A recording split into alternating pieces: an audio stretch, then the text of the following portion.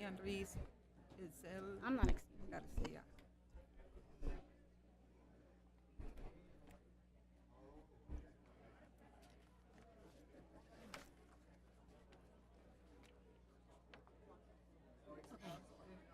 Oh, the set's here. Oh. Here we go.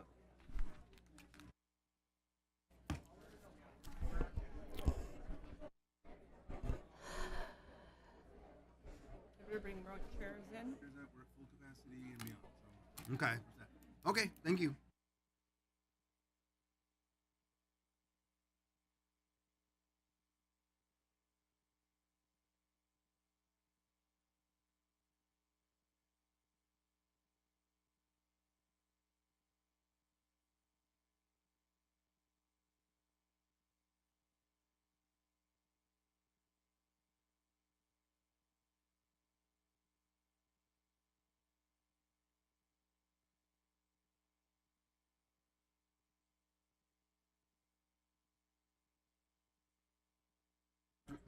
Mike's dead.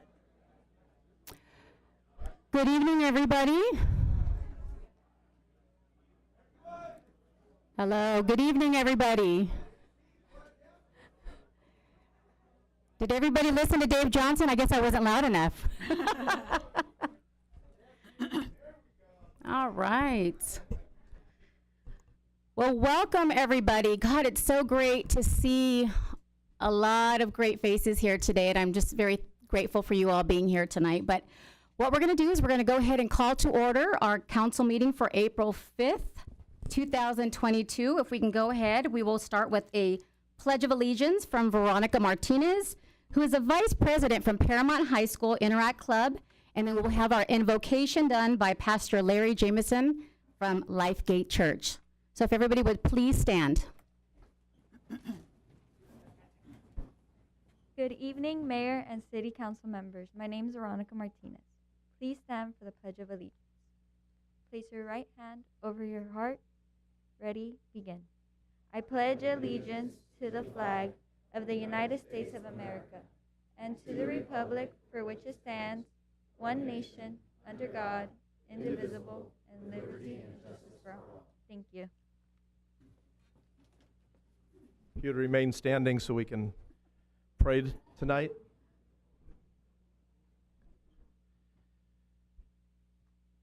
Council, thank you for all your hard work that you do all the time. I want to pray for you and for this wonderful city that we get to work in and live in, and different kinds of ways in which people come into Paramount. So Lord, thank you for our time together this evening. It is a wonderful thing to be able to serve the Most High living God and to hear your voice and see what takes place when we listen correctly, as you have brought this community to a place of wellness and health and wholeness, people that work together, entities that partner with one another. We are thankful for the richness that we share together here in this great city. I thank you for those who lead us. I ask your prosperity upon the mayor, the city council, and all those who serve our departments of this city in various ways. May they all prosper. May they all grow. May they be strong, not only as a department, but each individual who is part of that, and as they lead or as they just participate in serving in some area. Lord, we're so thankful for the city staff that is here, and we just ask your blessing upon each one of them. Now, Lord, we pray as the new mayor comes in that you would bless, you would give great hope, and that you would give fresh vision that all the council and all the staff can buy into, that we might move forward in even a greater way than we've ever seen displayed here in the city. So, Lord, we ask your blessing, your peace, your leadership and guidance by your Spirit. In the name of our Lord and Savior, amen. Amen.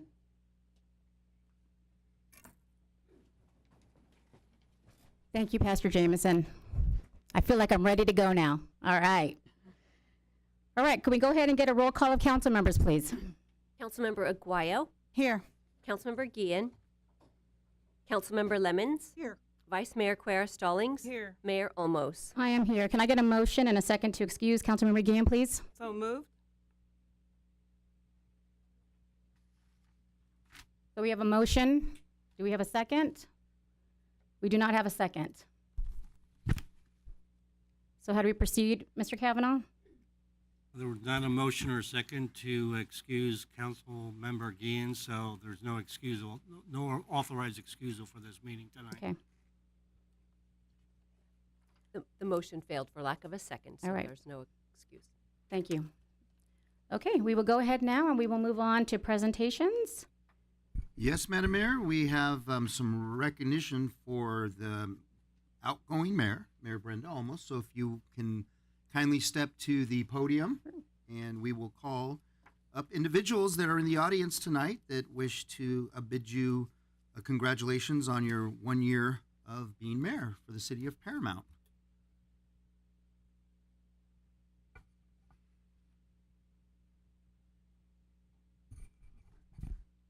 Perfect. All righty. You're in the spotlight now, Mayor. Yes, indeed. Our first person to present to the outgoing mayor is from Congresswoman Lucille Roybal Allard's office, Miss Cynthia Morales. She in the middle? Miss Morales?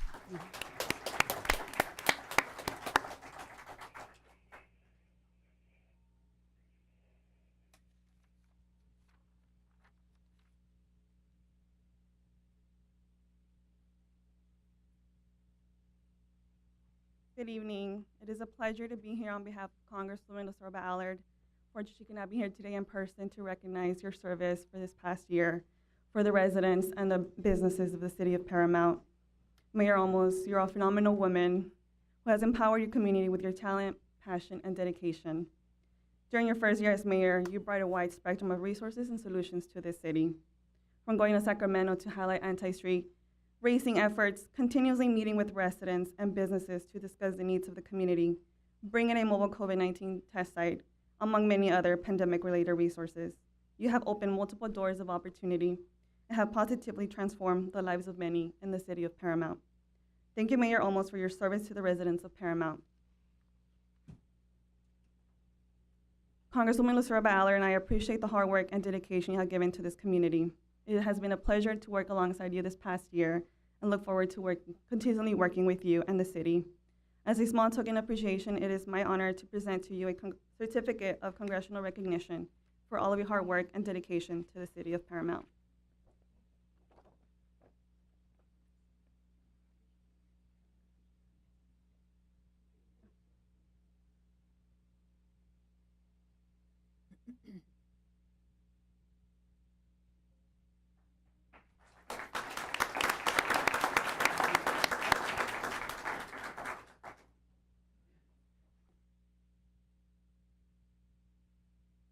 All right, next up from Senator Lina Gonzalez's office, we have Mr. Daniel Cervantes.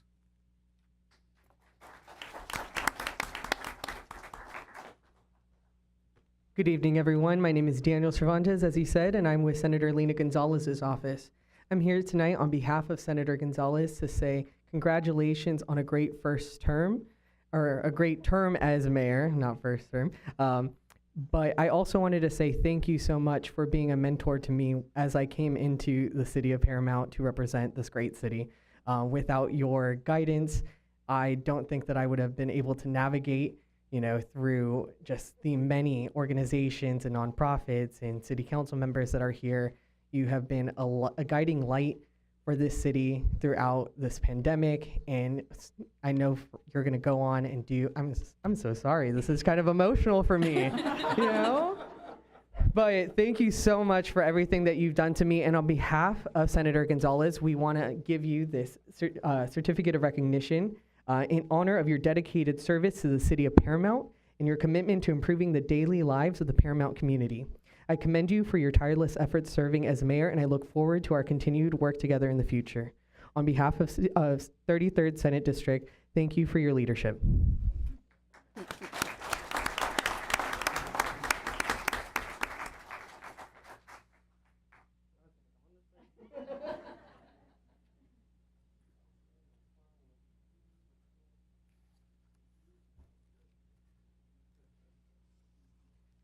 All right, next up from the office of Assembly Speaker Anthony Rendon is Mr. Adrian Landa.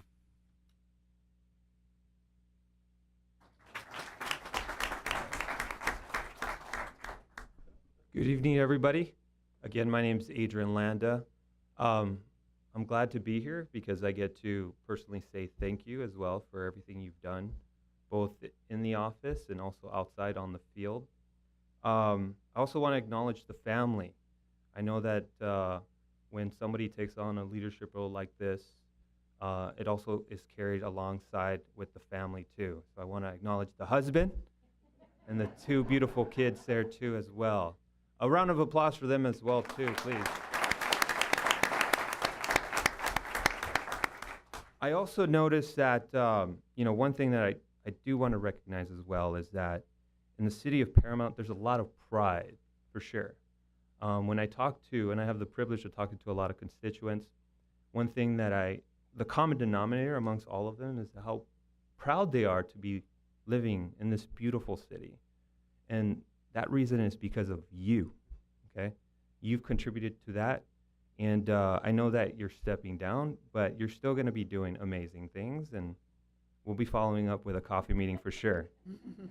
So with that being said, the assembly member couldn't be here today. He's obviously in Sacramento, but he wanted me to give you this certificate of recognition, and it reads, Brenda Olmos, Paramount Outgoing Mayor, on behalf of the California State Assembly and the 63rd Assembly District, thank you for your years of outstanding public service. Your dedication and tireless efforts as mayor have made Paramount a better place to live and work. I look forward to your ongoing contributions in the 63rd District. I wish you continued success. Signed, Anthony Rendon, dated April 5th of 2022.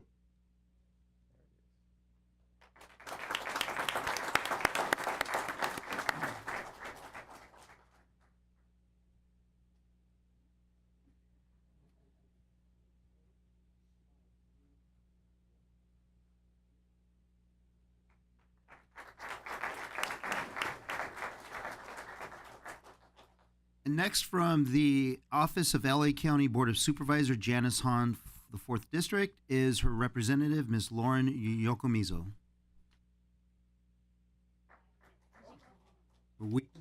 We understand, if you hadn't heard, that the supervisor's on her way. She'll be here in 5 minutes, so we will skip on to elected officials that are joining us here tonight from other cities, and we'll go in alphabetical order. The first one is from the city of Bell. Is Councilmember Lizeth Flores in the audience? Is it? Bell Gardens. Thank you.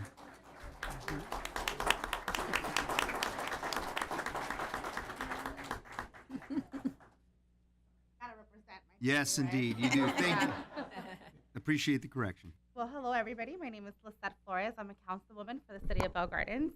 And today I have this beautiful certificate on behalf of my city council and I. It reads, in recognition and appreciation of your commitment and exemplary dedication to your public service, I hereby congratulate you and commend you for your outstanding leadership, unwavering efforts during your tenure as mayor for the city of Paramount. Best wishes and continued success. Before, I just want to say thank you so much. Brenda, you are a tremendous role model for all mothers across this nation. You're a Latina, you're powerful, you're full of finesse and class, and you carry your pride everywhere you go with your city behind you. I congratulate you on all of the things that you've done, and thank you for building a bridge amongst all of your neighboring cities with Sela United. And whatever you need, know that we're here for you, and although you're not the mayor right now, you continue to be the people's mayor. So, congratulations.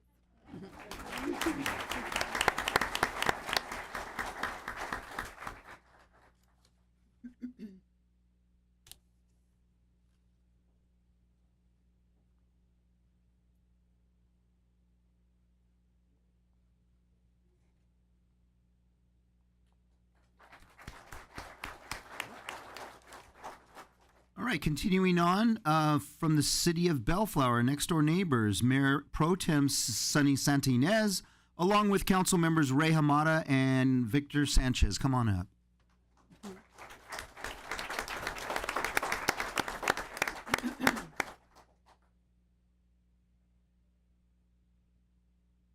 Good evening, Mayor and council members and the residents of City of Paramount. I'm Sunny Santa Ines from your favorite neighbors to the east. Yes, Bellflower. So I came here personally to thank you for your great service. I was really impressed being a first-time mayor. You did a wonderful job on top of COVID, mind you. So the City of Paramount did pretty well.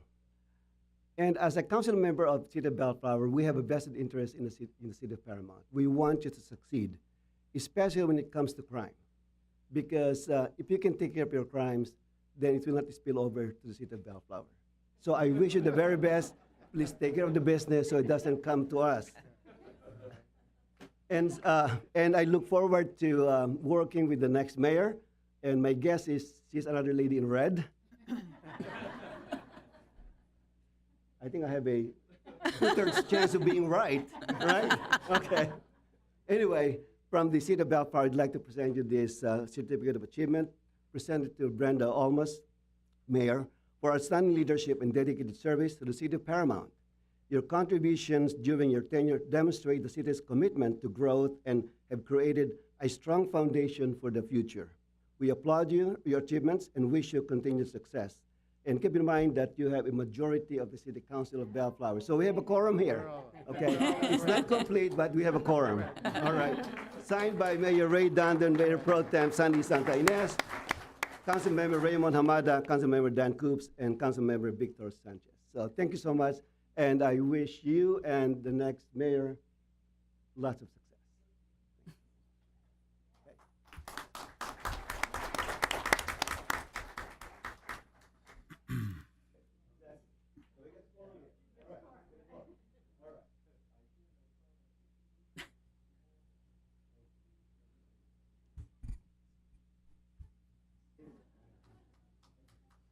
Okay, continuing. Okay. Continuing on with the cities, elected officials from other cities. From the city of Downey, Mayor Blanca Pacheco.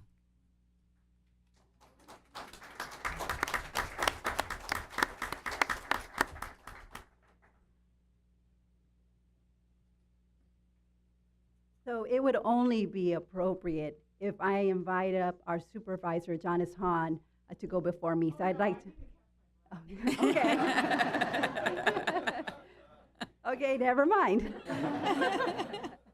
Hello, everyone. My name is Blanca Pacheco, Mayor of Downey, and I would not have missed this opportunity, this great day, to honor and recognize Mayor, my dear friend, Brenda Olmos. She has been a champion for the City of Paramount. She has done a tremendous job, and I have been fortunate enough to be a colleague with her from our neighboring city. She's a friend, she's a leader, she's a great advocate for the residents and business community here in the City of Paramount. So I am just truly delighted to be here. Thank you for everything that you do. I know you will continue doing great things in the city, and I know you're going to continue doing great things in life. So thank you for everything. I have with me here a certificate of recognition for Mayor Brenda Olmos in recognition of your success and commitment to the citizens of the City of Paramount and your exemplary service as mayor. Given this 5th day of April 2022, signed by myself and my council colleagues. Thank you.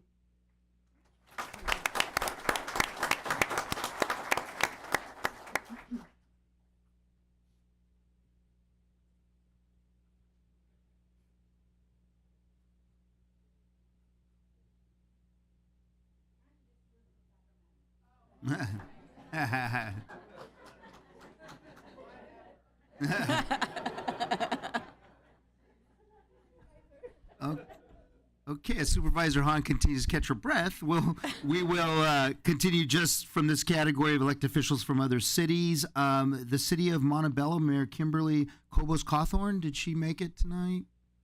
No, okay. Any other council members from other cities? Any other elected officials from other cities that are in the audience? No? Okay. So I just want to mention that not present, but who provided certificates from the city of Lakewood, Mayor Jeff Wood. From the city of Lomita, Councilmember Mark Warnick.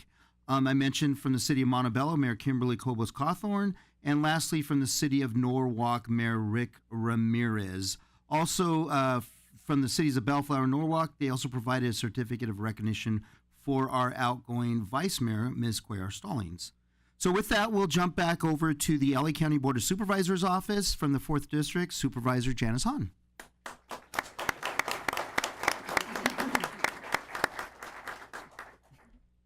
Hi, everybody. Okay, I only came from downtown Los Angeles. Blanca came from Sacramento. Okay. So I really wanted to be here tonight, of course, for you. I admire you so much. You inspire me all the time. Our board meeting went particularly long today, and then we had closed session, but I was determined to get here. And I'm sorry I came in late, but I really wanted to congratulate you on a successful year as mayor of Paramount. And you know, I will tell you, for the last 2 years, I think all of us who have had, hi Diane, all of us who have had a role in leadership, whatever your walk of life is, have had a really challenging time, but particularly those of us who have been tasked with governing cities and counties during this unprecedented pandemic. And your skills as a leader during this time have been impressive. And your city is really so lucky to have you. And they're lucky to have this entire woman city council.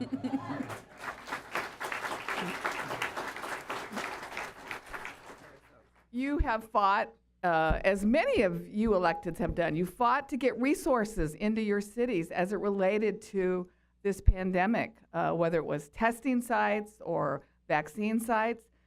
Mayor, you and I were here when the governor came to check out one of your testing sites, and he was extremely impressed with your leadership. You know, some of you may not know that you see your mayor in her duties as the mayor of Paramount, but she's a busy woman. Not only is she the mayor, she serves as Paramount's representative on Contract Cities. Yes, let's hear for Contract Cities. She also serves as your representative on the LA County Sanitation District. She served on the League of California Cities, and she's the California Contract Cities appointee to the County Commission on Local Government Services. So she does all these other things that you might not be aware of, but you should know that she represents Paramount on all those duties, and she really does you proud in every aspect of her life as a public servant. And even this morning, she took the time to call in to the LA County Board of Supervisors to support us establishing an environmental justice as a Board of Supervisors priority. So to think that she hung out on the phone waiting to be called to just say that's an important priority, environmental justice. You've been an advocate for that. So everyone's been lucky having you. Congratulations on a successful year as the mayor, and I really wanted to be here. And now I'm presenting you this. Blanca outdid me again. Hers was framed. But ours is pretty. So, Brenda, on behalf of the County of Los Angeles, we wanted to honor you in recognition of your dedicated service to the affairs of the community and for the civic pride demonstrated by numerous contributions, I named some of them, for the benefit of not just Paramount, but all the residents of LA County. Thank you.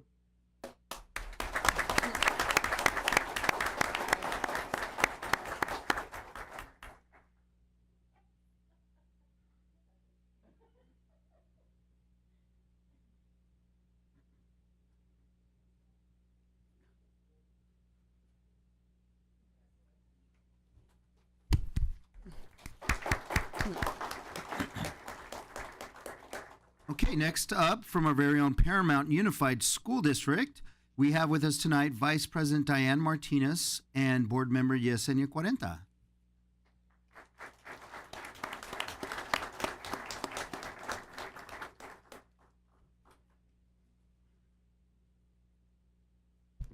Good evening, everyone. My name is Diane Martinez. I presently served on the City Council for many, many years, and I presently serve as Vice President of the Paramount Unified School District. And joining me this evening is my colleague, Yesenia Cuarenta. And we are present this evening to congratulate Mayor Olmos for a successful tenure. I appreciated her attending many of our school district events. In October, she joined my colleagues and I supporting 300 students to Long Beach State. She spoke to our students and inspired them, and I want to continue the partnership with the city and the school district. Together we are a success. So Mayor Olmos, I admire you, I respect you. I've known this young lady since she was 15 years old. She was in my church youth group, and I'm very, very proud of her. So God bless you, Mayor Olmos, and I love you dearly. God bless.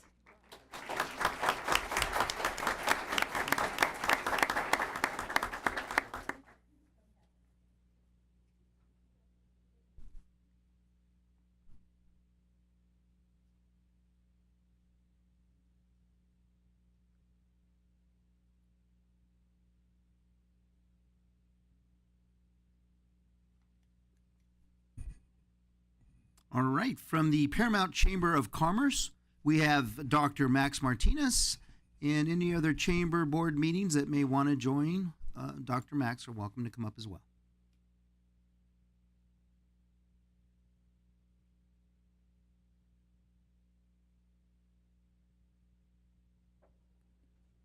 Mayor Olmos, I'm here to represent the finest Chamber of Commerce that exists.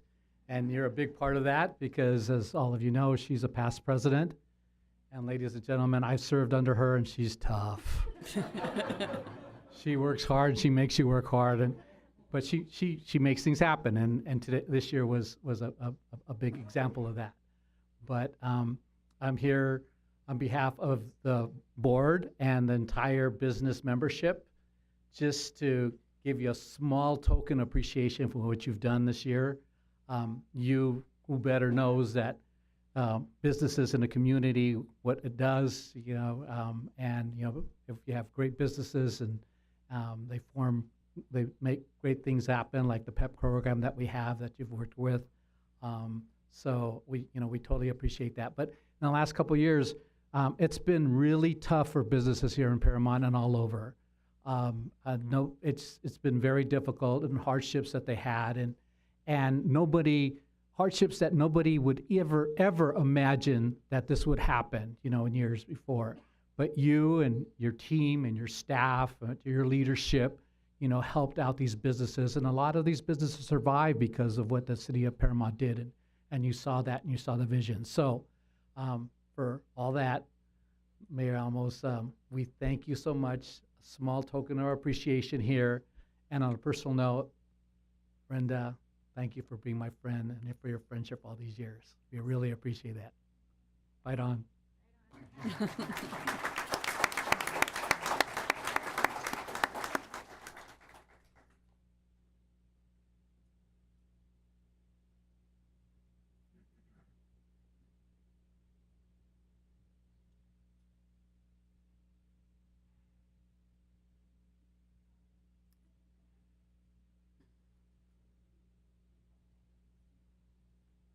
All right, next up from our LA County Fire Department, Assistant Chief William Mayfield, Battalion Chief Jeremy Montgomery, and the personnel that are present from Fire Station 31. Come on up.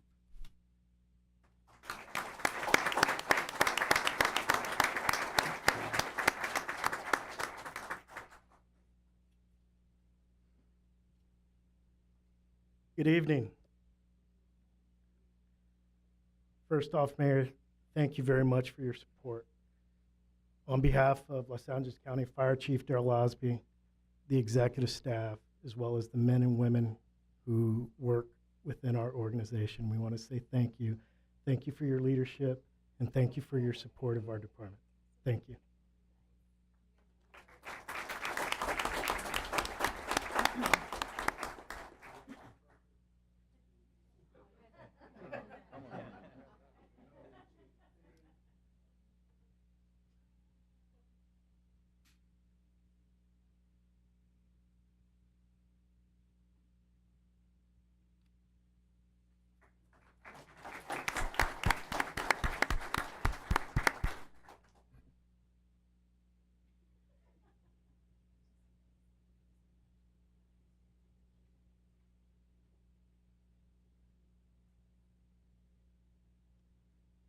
Okay, from the LA County Sheriff's Department, from the Lakewood Station, Acting Captain Juan Briseño, along with from the Paramount Station, Lieutenant Omar Camacho.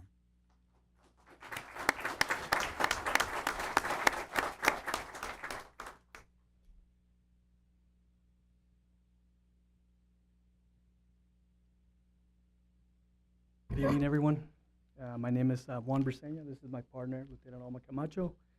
On behalf of the Sheriff Alex Villanueva and the many proud men and women from Lakewood Station, I would like to congratulate Mayor Olmos on her outstanding achievements while serving as mayor for the city of Paramount.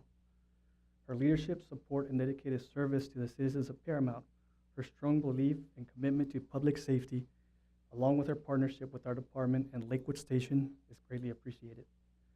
We wish her continued success in all her endeavors. Lieutenant Camacho and I would like to present you with this scroll, which is nicer than others. Mayor, I personally want to just thank you for your continued support for law enforcement, like my partner said, but specifically and just for our Paramount Sheriff Substation, our deputies, and our Public Safety Department.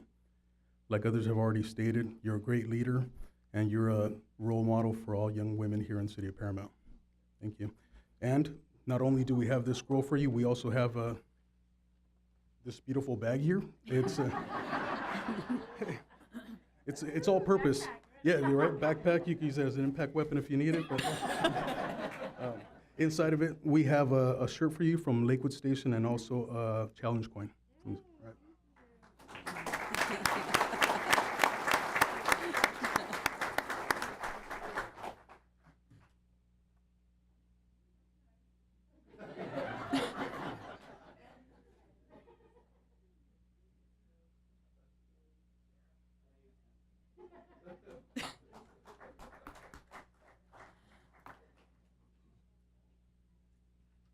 Okay, Mayor, almost last and certainly not least, it's time for your colleagues up here on the City Council to go down and recognize you, led by Vice Mayor Velma Cuellar Stallings.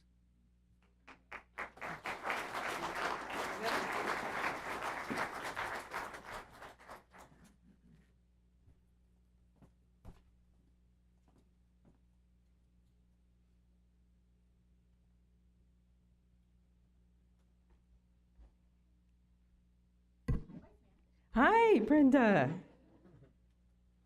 What can I say about this beautiful lady? I've known Brenda since my oldest daughter, Lisa, started at Our Lady of the Rosary in first grade. So Brenda was in third grade. So she was about 7 or 8.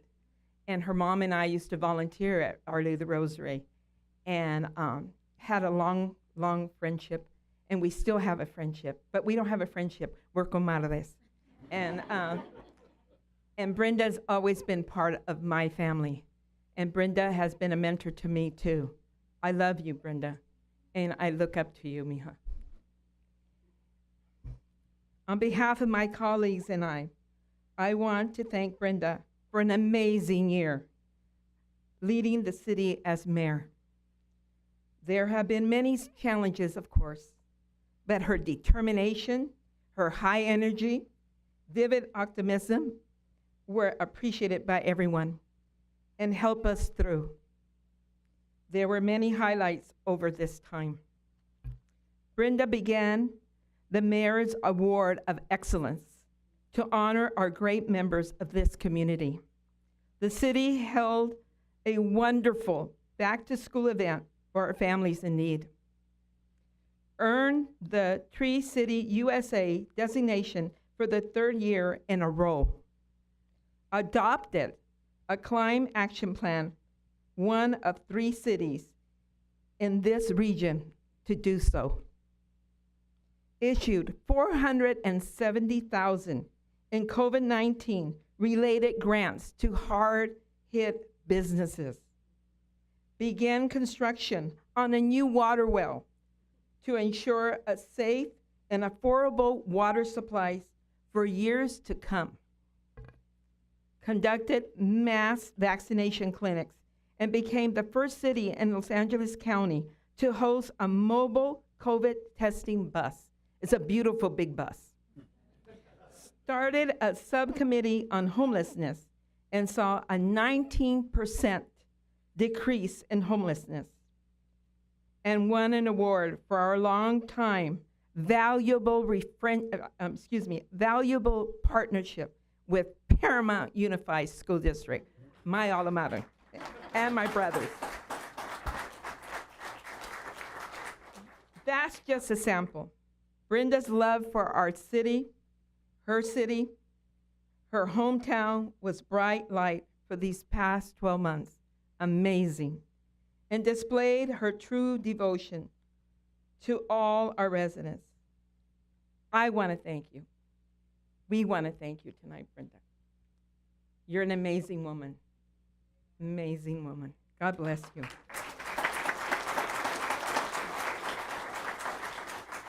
We have these flowers for you.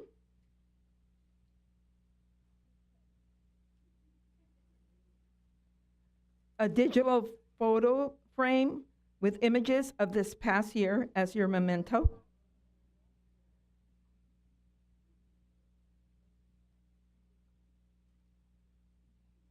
And we will also be giving you a printed photo book with all these highlights, including the pictures from tonight, Mija.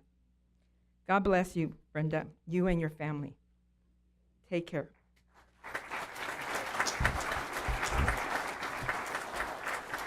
Now, we'll take, I guess, a picture, and then we'll go back to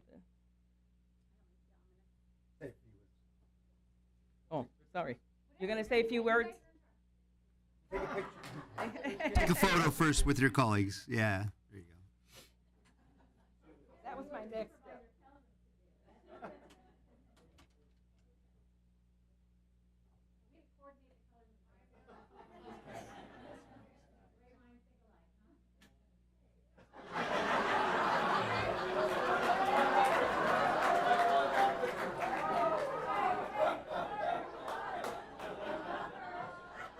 I wasn't going to say anything, but now.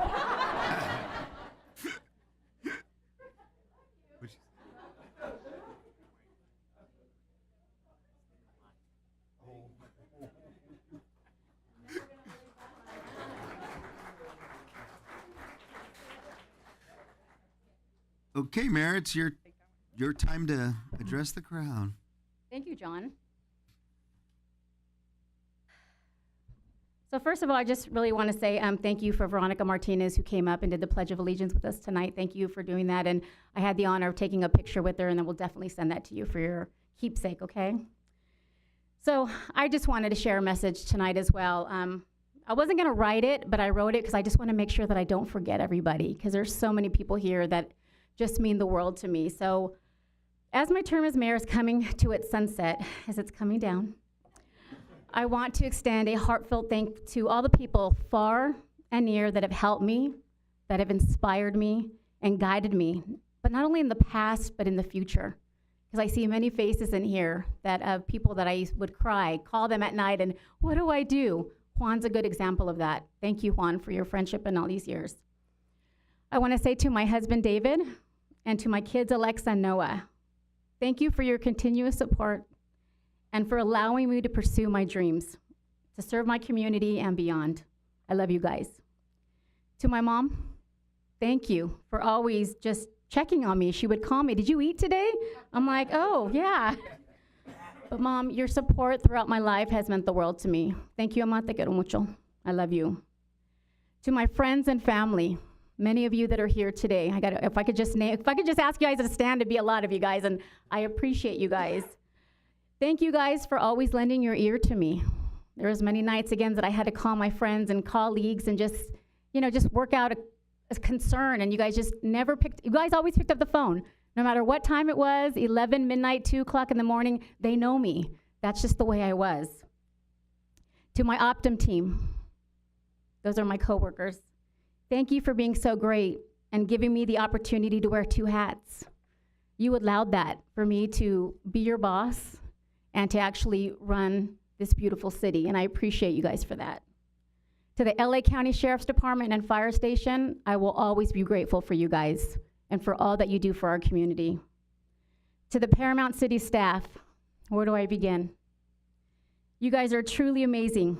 Your hard work and dedication to this community does not go unnoticed. I appreciate you for always being willing to support my initiatives, even if some of them were a little crazy. I know. But no matter how far out there they were, you guys always gave me the opportunity.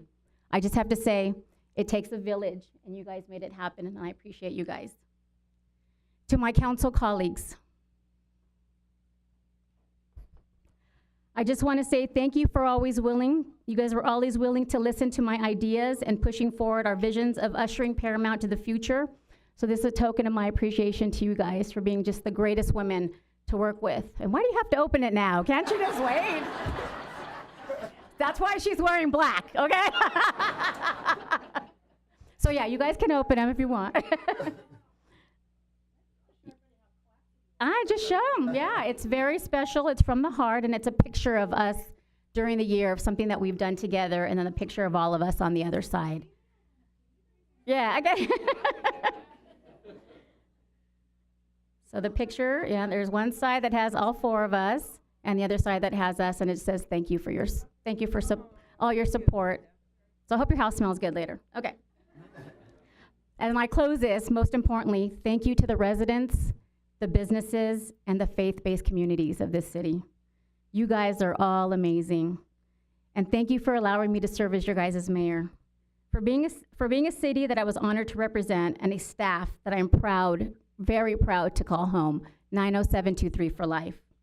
Thank you for your willingness to collaborate with the staff and the council and bring those improvements that we need to bring as a community together. You guys, we made this happen.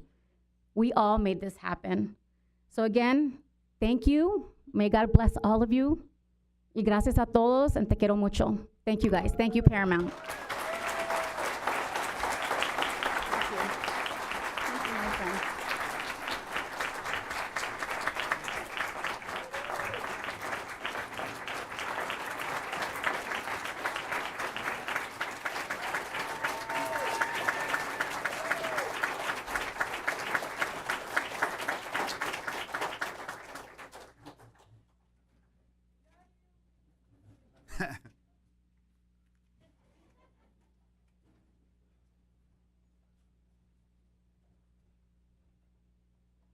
Just a couple more orders of business, Mayor, before we have a recess. Okay. All right. And that's the first is approval of the minutes.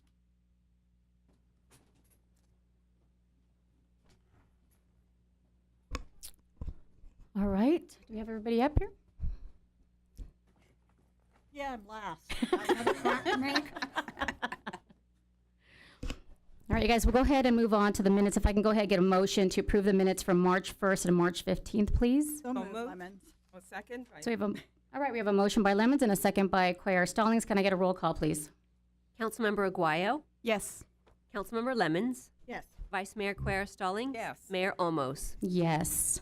All right, we're going to be moving on to our reorganization for selection of mayor and vice mayor. Yes. Thank you, Madam Mayor. Our city clerk, Ms. Heidi Luce, will handle the first part of this. Ms. Luce? Thank you, Mr. Moreno. Nominations are open for the office of mayor. Are there any nominations? I nominate Councilmember Vilma Cuellar Stallings for mayor. Thank you. Are there any further nominations? The nominations are closed. When I call your name, please confirm the choice of Vice Mayor Cuellar Stallings for mayor. Councilmember Aguayo, Cuellar Stallings. Councilmember Lemons, Cuellar Stallings. Councilmember Olmos, Cuellar Stallings. Councilmember Cuellar Stallings. Cuellar Stallings. Congratulations, Mayor Cuellar Stallings.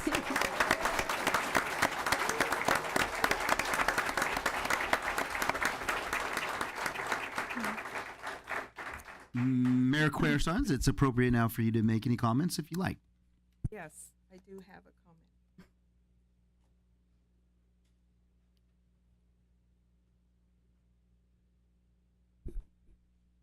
First and foremost, I would like to thank our Lord Jesus Christ for guiding my steps as I step into a new role in our city. I also would like to thank my colleagues for giving me this opportunity to serve our city and residents as mayor for 2022-23. Thank you for entrusting me as your leader for this city. This evening, I would like to thank my family for their continued support these past 2 years. My brother, Bobby Quare. Can you please stand, Bobby? My baby brother.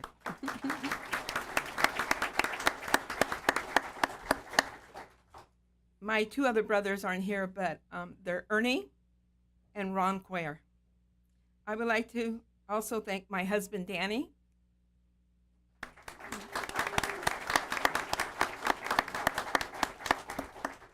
My beautiful daughter, Lisa.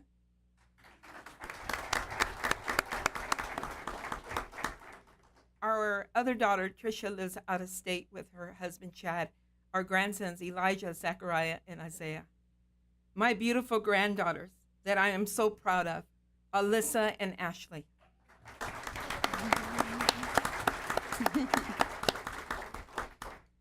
I also would like to thank my pastors, Pastor Ken Cover,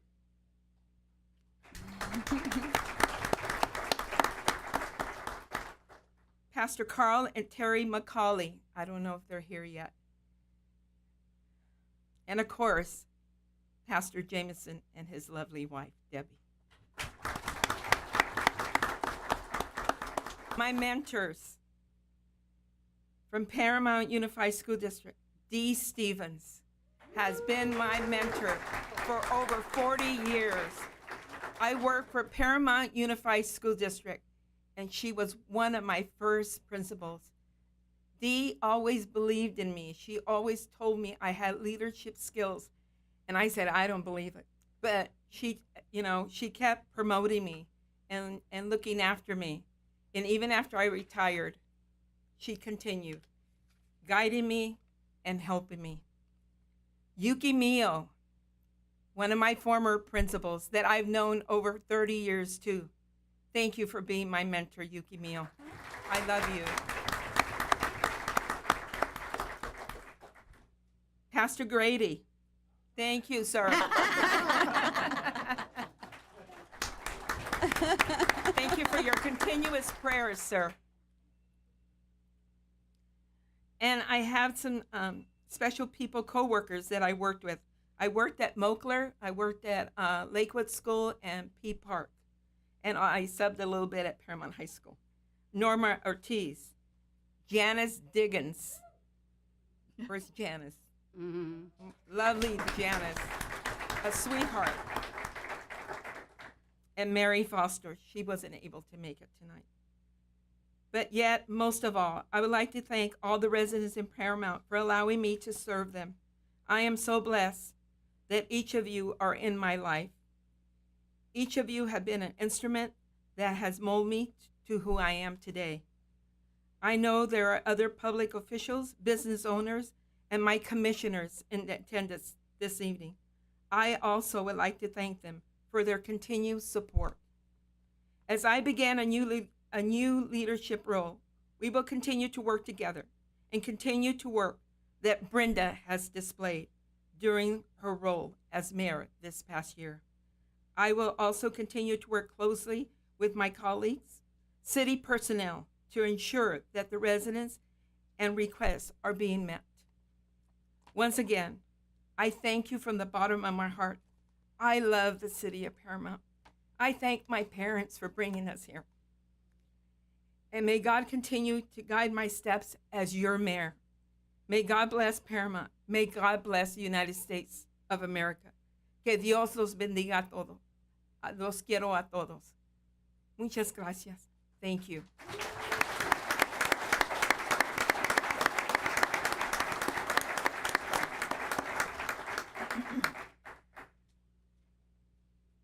Now we'll open nominees for office of vice mayor. I'd like to nominate Councilmember Isabel Aguayo.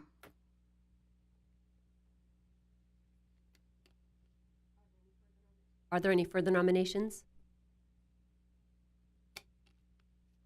Hearing none, when I call your name, please indicate your choice for vice mayor. Councilmember Aguayo. Aguayo. Councilmember Lemons. Aguayo. Councilmember Olmos. Aguayo. Mayor Stallings. Aguayo. Congratulations, Vice Mayor Aguayo.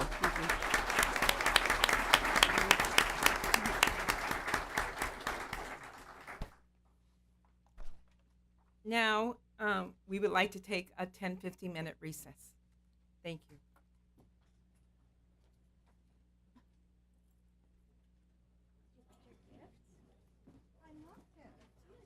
Show it off.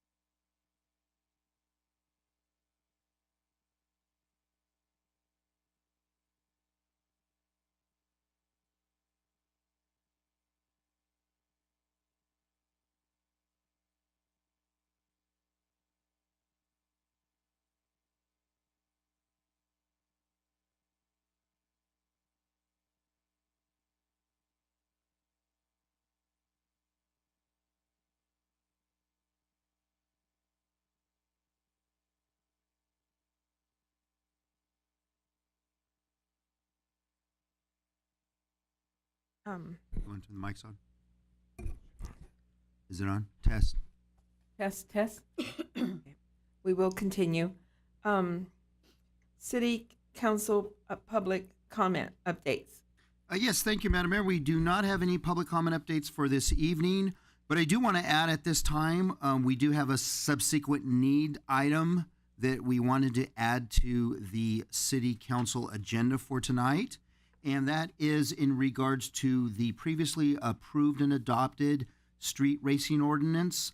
The city attorney has become aware of the need to increase the certain penalties, certain fines that are in coordination with the spectator citations.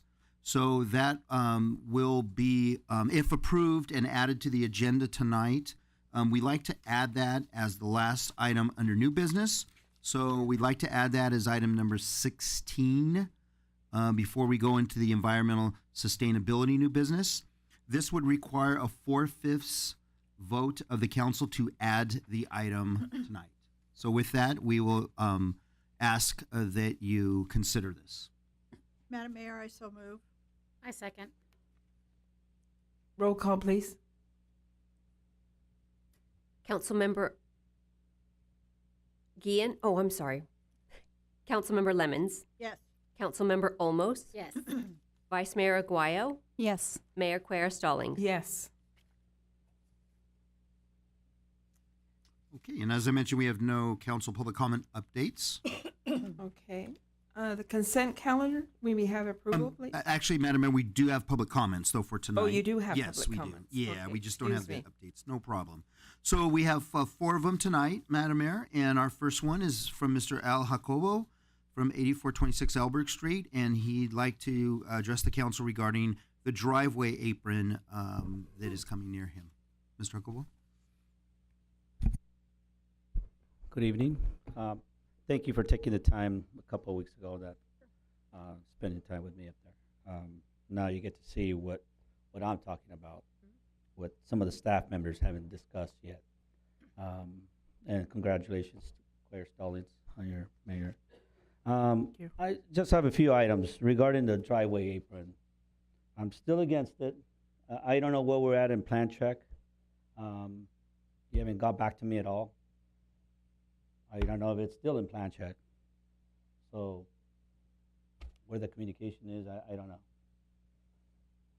One of the things I want to talk about is the driveway apron. I asked for a public records request email, and it's basically, here's some dialogue where it's telling you where John King is basically telling Adriana that not to even bother with the driveway apron that I'm discussing about to remove it from Albrook Street.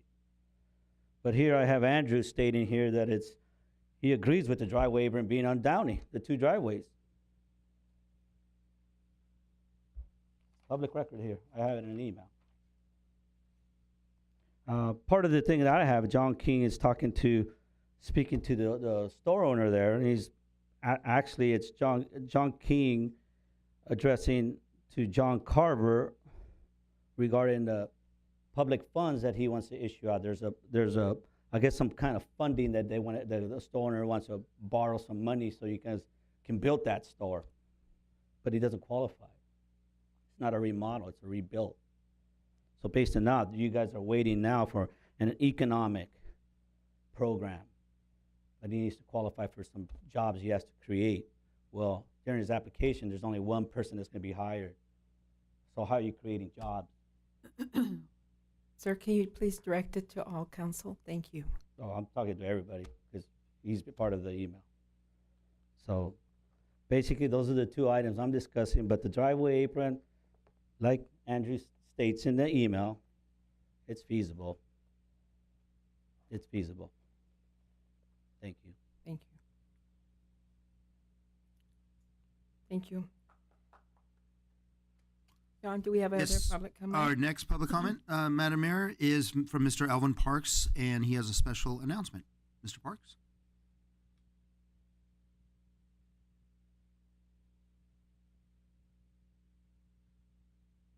First of all, congratulations, Mayor, Vice Mayor, and thank you, Ms. Solomos. I just want to have a special announcement that for those interested, our church located here on Paramount Boulevard in Madison, 1 block north of Alondra, New Commandment Missionary Baptist Church. So we are a missionary church, which means we do things beyond the four walls. So this coming Thursday at 7:30 p.m., Sister Woods will be there, Colleen Woods, at the church. Anybody would like to bring new socks for children, men, and women Thursday night, we're going to take these socks and send them to the people in Ukraine. So we'd like to have some new socks Thursday night at our church. 15548 Paramount Boulevard, New Commandment Missionary Baptist Church. Socks for the people in Ukraine. Thank you. Thank you, sir. Next comment, please, John. You see my pastor there, Pastor Reverend Dr. Grady Jones. Yes, Madam Mayor, we have 2 more speakers cards about the same topic, and that is parking complaint from the La Paz. This is the La Paz Medical Center over on Van Street. The first person to speak on this is Mr. Nita Juarez. Is Miss Nita Juarez here?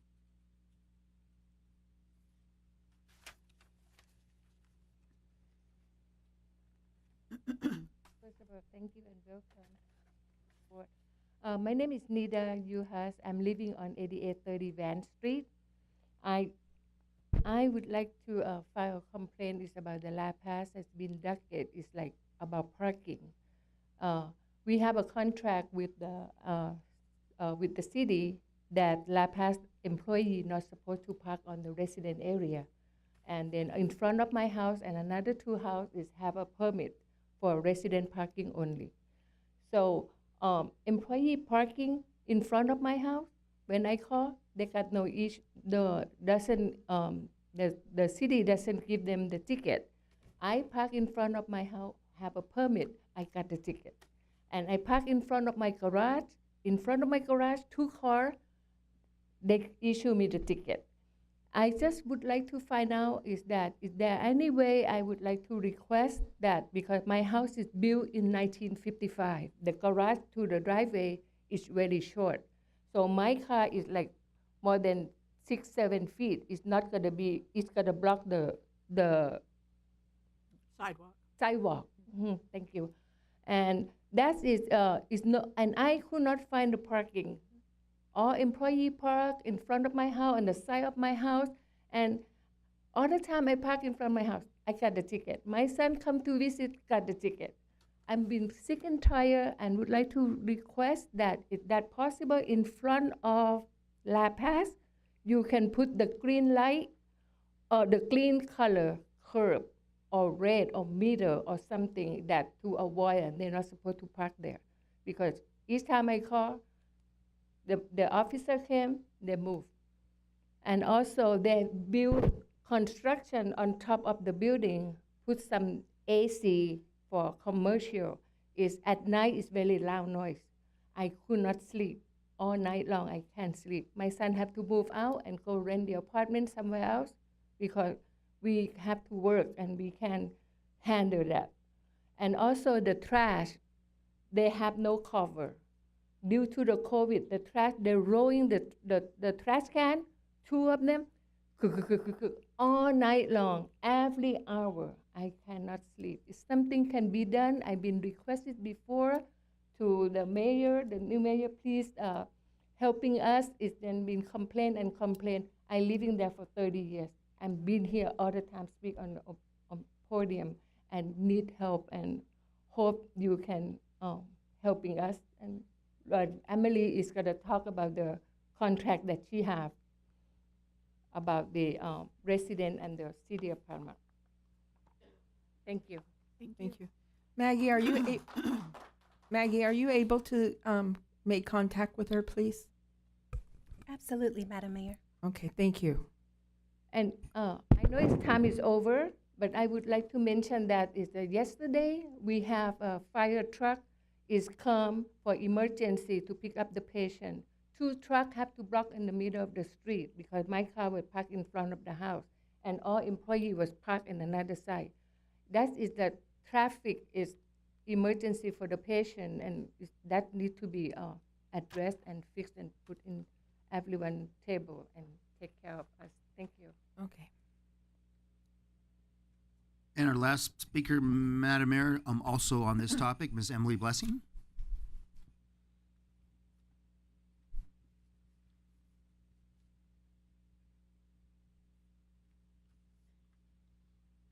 Good evening. My name is Emily Blessing. I live at 8842 Van Street. And as much as I love my neighbor, I disagree with the red curb because then we won't be able to park there. I brought this because this is an agreement that was signed in 1981, May 1988, by the City of Paramount, by the City Attorney, the City of Paramount, and La Paz. And on here, on page 2, it says that La Paz has to provide parking for the employees. It says on here that the employees cannot park on the residential streets, the Paramount residential streets. That it states on here that La Paz has to provide enough parking for the employees, their vendors, and their visitors. And the thing is that when I bought my house in 1990, there was no problem. The parking was great because they had a parking attendant that used to park all the cars. So it was great. We never had any issue until they tore down the home bank. Once they tore down the home bank, well, that's understandable because the employees had no parking. They had to park right there. But then once they built that building, they chose not to park in the parking lot.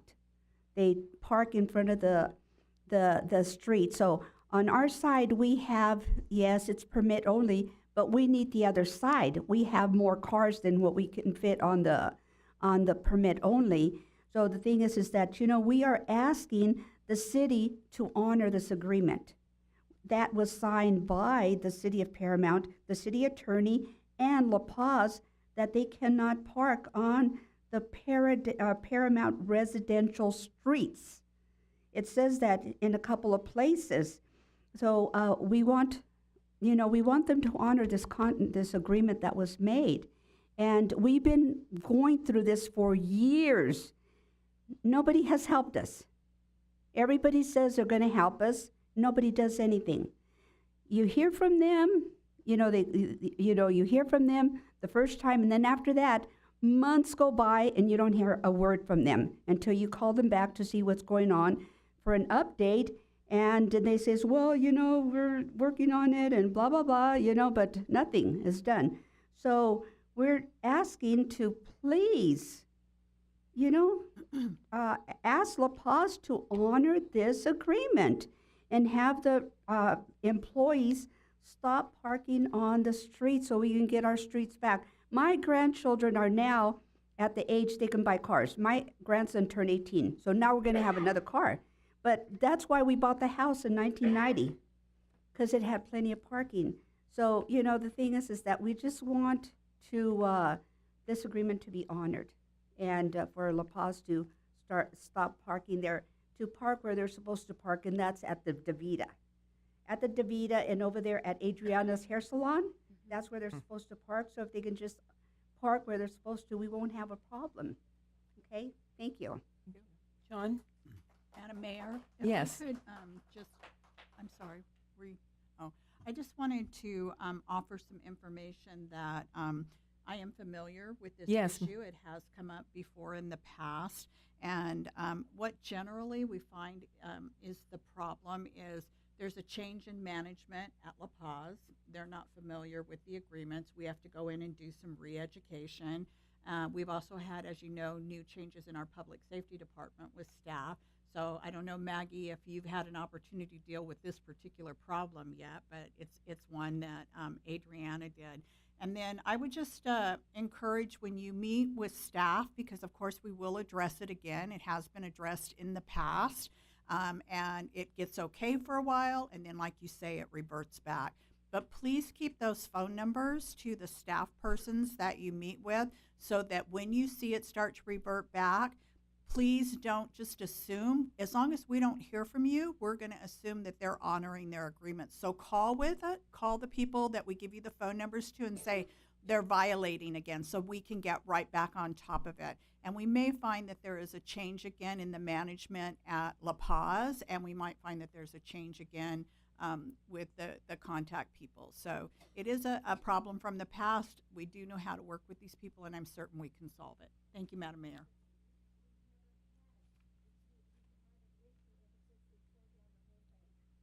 No, I'm aware of that. Everyone has said that they were going to help us, and they have not. So this has been going on. Look how long ago that was. Well, I know that the other lady that spoke, she was actually here before, and we did meet with her and we did discuss the issue. So I don't know if you were part of that, but if you weren't, we certainly want to make you part of that, because this is really just a matter of communication. You're absolutely right. There's an issue there. It can be solved. We might have different management at La Paz again. They switch quite often. Right. And as the new managers come in, a lot of times they don't inform the old managers about agreements. Then the employees start to take advantage. So it's just a re-education and reinforcement by the law enforcement to let them know, and by our parking enforcement officers. It's solvable. We just need to communicate. Okay, thank you so much. Thank you so much for coming. And to also add to what Councilmember Lemons was mentioning, we have been integrally involved over the last 20 years dealing with this issue. They didn't have neighborhood permit parking, for instance, on the south side of Vans. We worked with the residents to do a survey to get the permit parking in front of their homes. They had trouble with speeding. We installed speed humps on Vans and throughout that area. They had trouble with a bar that was located around the block, which I was just informed tonight that's problematic again. We were very instrumental on shutting that bar down when they were violating all kinds of ABC rules. So we are very familiar with this problem. We've tried to address it the best we can. We've worked with the management. I personally have been involved in meetings with the new management, trying to convince them that while the new building was under construction, they need to provide parking. So we worked very closely with the developer at that site to also bring about temporary parking and then permanent parking as part of the new development that went in there. So we will continue to do that, though. It sounds like the problem is happening again, and we will not walk away from it. We will continue to work on it. Absolutely. Excuse me for a minute. I would like to add on that response that La Paz have more than almost 200 employees, and they have 25 parking on the Davida assignment during the day. So at night, they didn't assign the parking to anyone in that 25 space. Of course, they use all the resident parking. CVS parking, Starbucks, all full, but no customer inside. They all told me that they're parking there. And other time we mention it, is nothing happening. I would like to request that you have a green color curb on the cross of my house, so they can park only drop off, pick up visitor temporary, 15 minutes, 30 minutes, not 8 hours. And I come home from work so tired, we could not find a parking. Well, staff will be working with you and with the other residents that came today. We will definitely look at it. It's not an issue that we're unfamiliar with, I know. so we can certainly address it. But please give me to park in front of my garage if I could not. We will see what's possible. Without no ticket. Thank you. We'll see what's possible. Thank you so much. Thank you, Councilmember Lemons. No more public comments, Madam Mayor. Okay. Then we'll continue with the consent calendar. So moved, Lemons. Second. Roll call, please. Councilmember Lemons, Yes. Councilmember Olmos, Yes. Vice Mayor Aguayo, Yes. Mayor Stallings. Yes. We'll continue item 7, oral report by the Paramount Youth Commissioners. Yes, Madam Mayor, we have a few members of our Youth Commission that are here to give their monthly report. So come on up and introduce yourself to the council. Good evening, Madam Mayor and members of the City Council. My name is Itzel Garcia, and I am a 10th grader at Paramount High School. This is my second year as a commissioner, and I have enjoyed this program because it has allowed me the opportunity to learn more about my community and the services it has and continues to provide to us. Being a commissioner during COVID was different, but the city still found ways to teach us about the city and continues to provide special events and services to residents. Being a member of the commission has created an opportunity for me to grow as a leader and expand in my skills. Thank you for allowing us the opportunity to be part of the commission.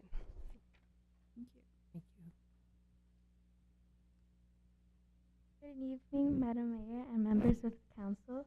My name is Dilson Olasco, and I'm a 10th grader at Paramount High School. This is my first year as a commissioner. I am so excited to be a part of the commission. I wanted to be a part of the commission because I knew it would help me be more involved in the community and gain networks with my peers and supervisors. As a commissioner, I had the opportunity to volunteer at the Veterans Celebration and Breakfast with Santa events.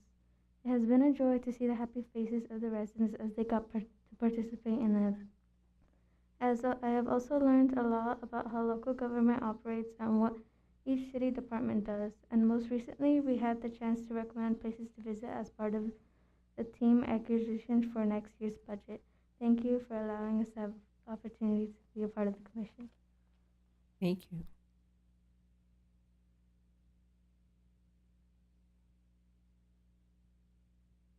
Good evening, Madam Mayor and members of City Council. My name is Damien Ruiz, and I am a 12th grader at Paramount High School. This is my second year as a commissioner, and it has been a fun learning experience being on the commission. I wanted to be a youth commissioner because I wanted to give back to our community in which I live and to find out what is taking place in our city. These past 2 years as a commissioner has allowed me the chance to volunteer at special events and learn so much about local government and the city departments. Being on the Youth Commission has taught me how to be a responsible and reliable team player. Thank you for allowing us the opportunity to be a part of the commission.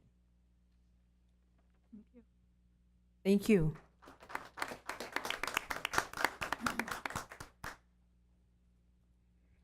Okay. New business number 8, proposal new funding, maximum funding criteria values for the community organizations. Yes, thank you, Madam Mayor. Our first order of business on the agenda tonight is a proposal to increase the maximum funding amount that our service clubs can request based on specific criteria that you're about to hear. The groups can currently request a maximum of $5,000. We're proposing to increase this to $8,000 with your approval. With that, I'll turn it over to our Community Services Director, Mr. David Johnson, who will walk you through the item. David? Thank you, John. And it's my honor to give the first presentation of our agenda item to our new mayor and vice mayor. I feel privileged. Thank you.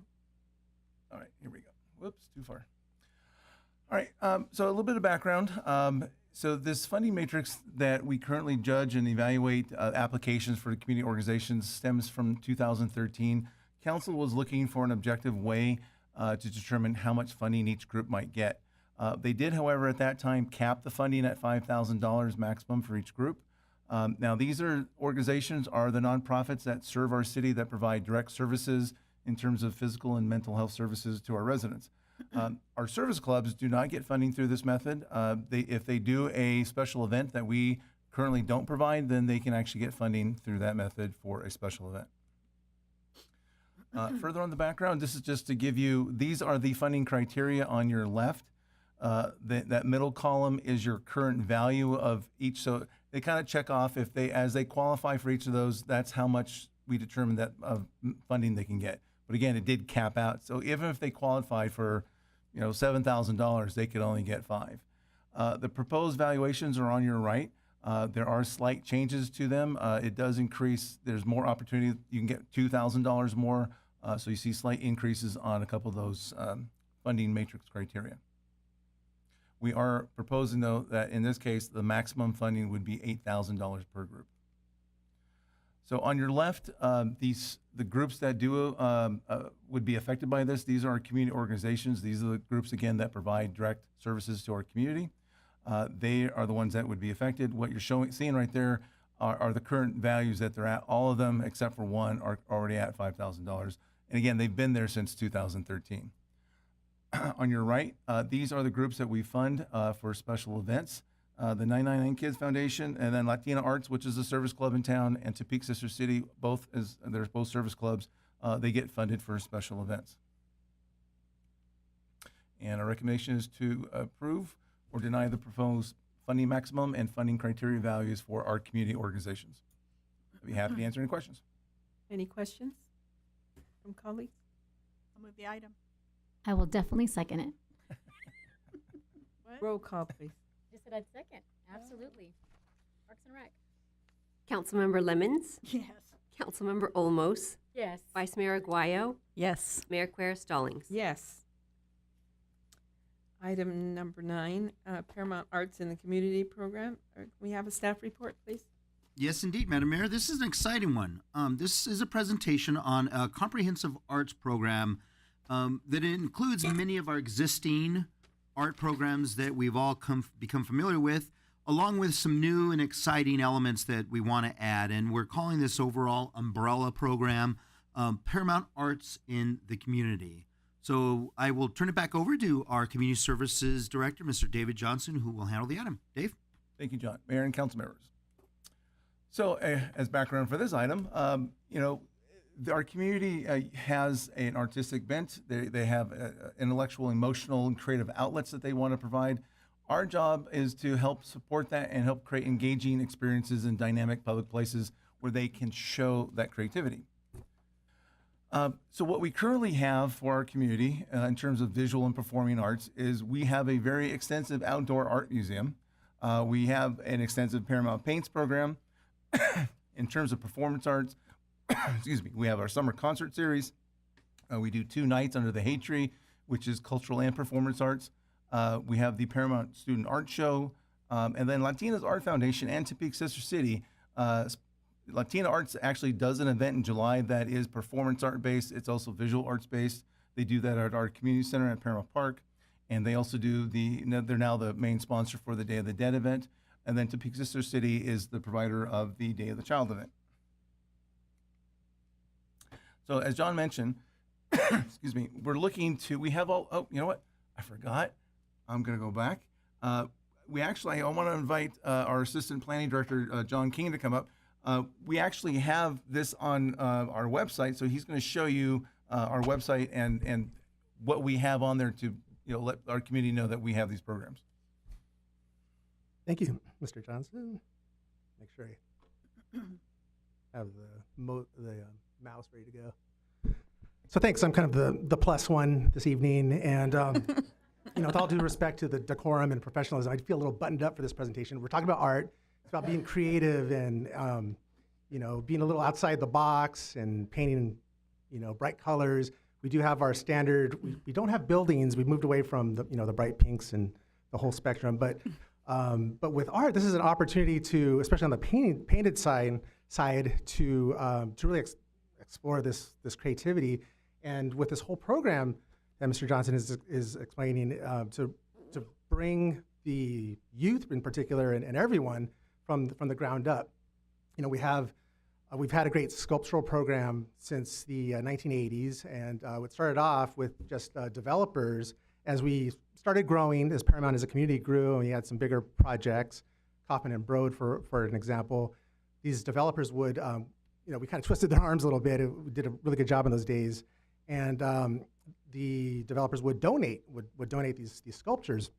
And we all have our favorites. I'll just tell you mine. I have one that I like in front of the city yard, and it's Herbert Goldman, I believe is his name. To me, it's abstract. But there's lots of different types of art. With art, there could be a little more literal, cultural, historical. With a pond, we have cast. We actually had, based on actual people, those sculptures of ice skaters, and and it's wonderful. It gives us a positive feeling. That's what we're all about. So I'm just kind of jump to a little tour of what's on our website. So at ParamountCity.com, if you go here, and at the top we have our different categories: services, government, and then under community, kind of a hodgepodge of different things, but they're very important, all important to connecting to the residents and the community at large. On the left side, you'll see, kind of scroll down where we are, public art. And we've had for a number of years an outdoor art museum section, which you'll see queued up on the right and the top part.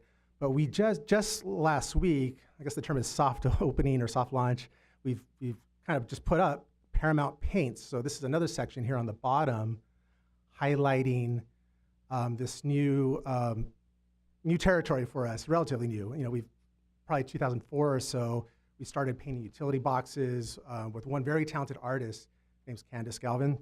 You can't miss it. And a lot of them are very history-based. You go by the post office. There's a box. We say utility box. It's inside is equipment for traffic signals and other electric types or telecommunications.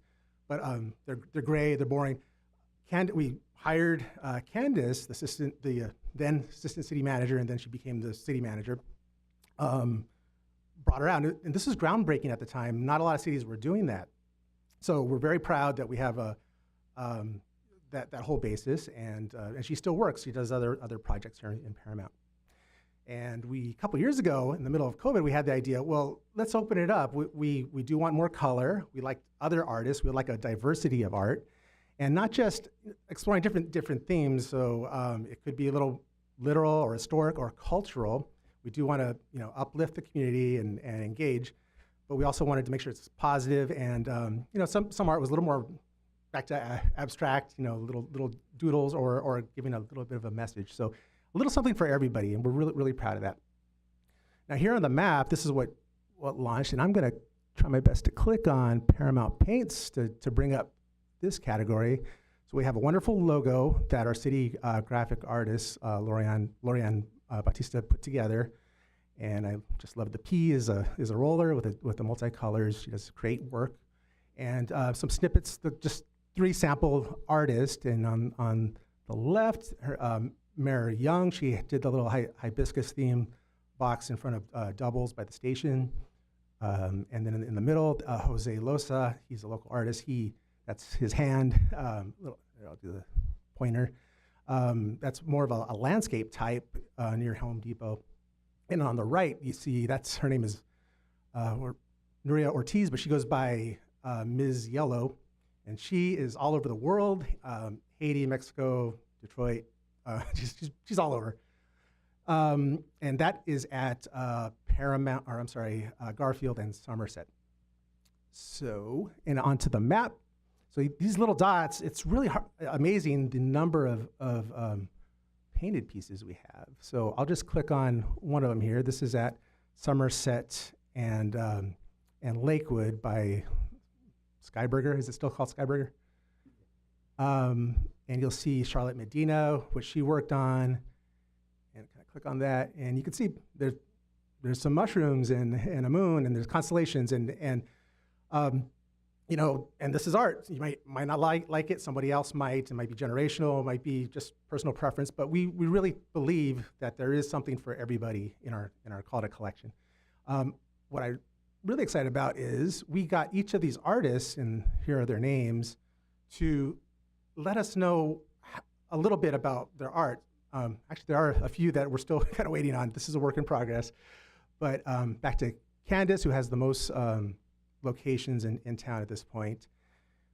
She has her background, her story, and I think if you have a moment, go to this web page and read through, and you could really be inspired. There's stories of hope, and why did you become an artist? In her case, I can't really read from where I am, but she explains she was in the hospital. She as a child, and someone gave her pen and paper, and she took that and really blossomed as an artist. And I heard she's been doing this for many years, and she worked in the digital field, the tech side, or video games, I guess. And now she's a full-time professional artist, visual artist. She's mentioned that just last year she felt like she's really good. So so that's amazing. Their artists are always progressing, and we learn from them. Let's go on and on. We could read through each one. Councilmember Olmos, you mentioned earlier this evening 90723. the zip code, there's actually something about that. I don't know if you remember Jay Grants.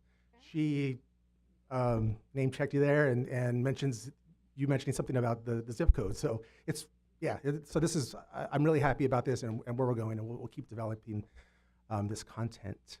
Some of the little, I'm gonna go back here.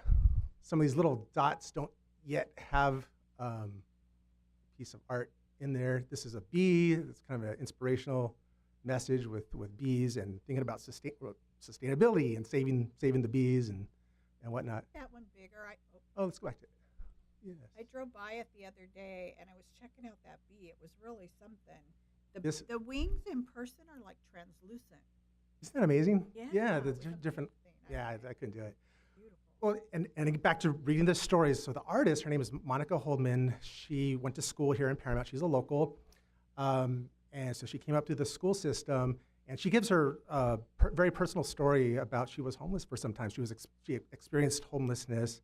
So yeah, it really touches your heart. And so we want to do more of this. And at sometimes we haven't had all the professional artists that we would like from in town, but that's what we'd like to move to. And that's where David Johnson and Community Services and with the help of Latinos Art Foundation and other groups, we want to keep building this. And that's pretty much all I have. I love them. Whenever I drive by them, I notice if there's a new one, and I love that it was taking us a really long time to get to them because the artist was so booked. And did the expense go down too? Because I know the other artist was very expensive. Are these the same, or do we get them for cheaper? Well, we do have we pay more than some cities, but it's from the heart. You could say like Jay Garantz. Most of them are very local, Long Beach or Paramount, Bellflower. She actually drove the farthest from Glendale, and she was there for quite some time.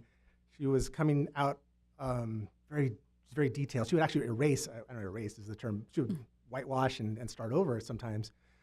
I'd like to mention also, well, this is a community. It inspires us, but they inspire each other. So they're on Instagram and social media, and they're liking each other. They met each other here through Paramount. So it's building connections and community. I guess I might be over talking, but one quick thing.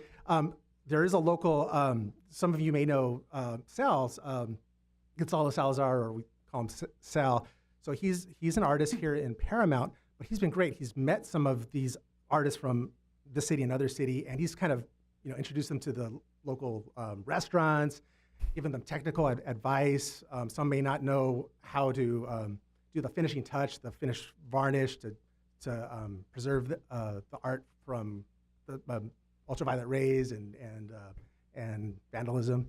So they appreciate that, and he may not have his name on some of these, but he really is a part of this. So just another person to think about.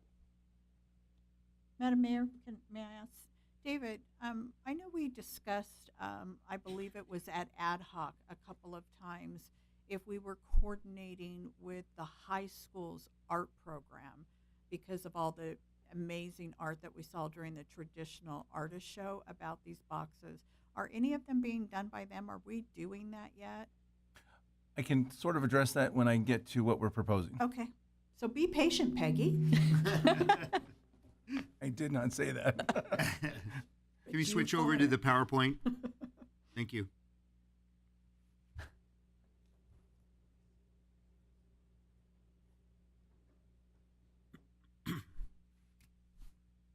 Okay, so thank you, John. So and again, these are the things that we're doing now. So what we would like to do is, there we go, is again, we're going to create this umbrella kind of program. So we have all these cool arts programs with different names, and so all of them belong to now this umbrella program called Paramount Arts in the Community. Now what we're looking to do is taking what we have existing and enhance them or create new programs altogether. So, and I think, Peggy, this will be where we're going to aggressively go after our high school students. So we are creating a rotating community art program where we're going to have essentially a competition where either 3 months or every 6 months, students, adults, members of our community will submit art to us. We will probably use our local artists that work with the planning department to judge them, and then we're going to display that art at 5 different facilities in the city. We already have one up at Progress Plaza. That's the concept that you see there. The art is not up yet, but we have the design, we have the letters being constructed. That will, probably about 3-4 weeks away, we'll see that be put up at Progress Plaza. And once we get these put up at Paramount Park, Spanny Park, Mariposa, and at City Hall, we're going to kick off that program, and we're going to seek artists from our community to submit their artwork. They'll be evaluated, and so since we have 5 sites, we're going to be able to put up 10 pieces of art. Their names will be displayed, and if they're a high school senior, we'll mention that. So they're going to get a chance to get seen by our community. What we'll also do, using the website that they've created, is we're going to add this art onto that public arts page that we have on our website. When we do the student art show with Latinas Arts Foundation, the winners from Latinas Arts Foundation art show will also be put up on that public arts page. So a lot of our young artists are going to get some recognition and a lot of viewing. So, does that answer your question, Peggy? Yeah, well, it does, and this is, to me, another venue besides the utility boxes, but I was just wondering if any of the kids from the high school are painting our utility boxes. And I say that because to me it has an even broader audience than the facilities do. So I was just wondering, we had talked about like meeting with the art teacher, telling them to make it a project, let him pick his best students, I know we discussed that. So my question was specific to, although I think this is broad and beautiful, and glad you're going there too. But I think that the ones on the street, a lot more people get to see. So I was just wondering if we had any plans for that. You want it?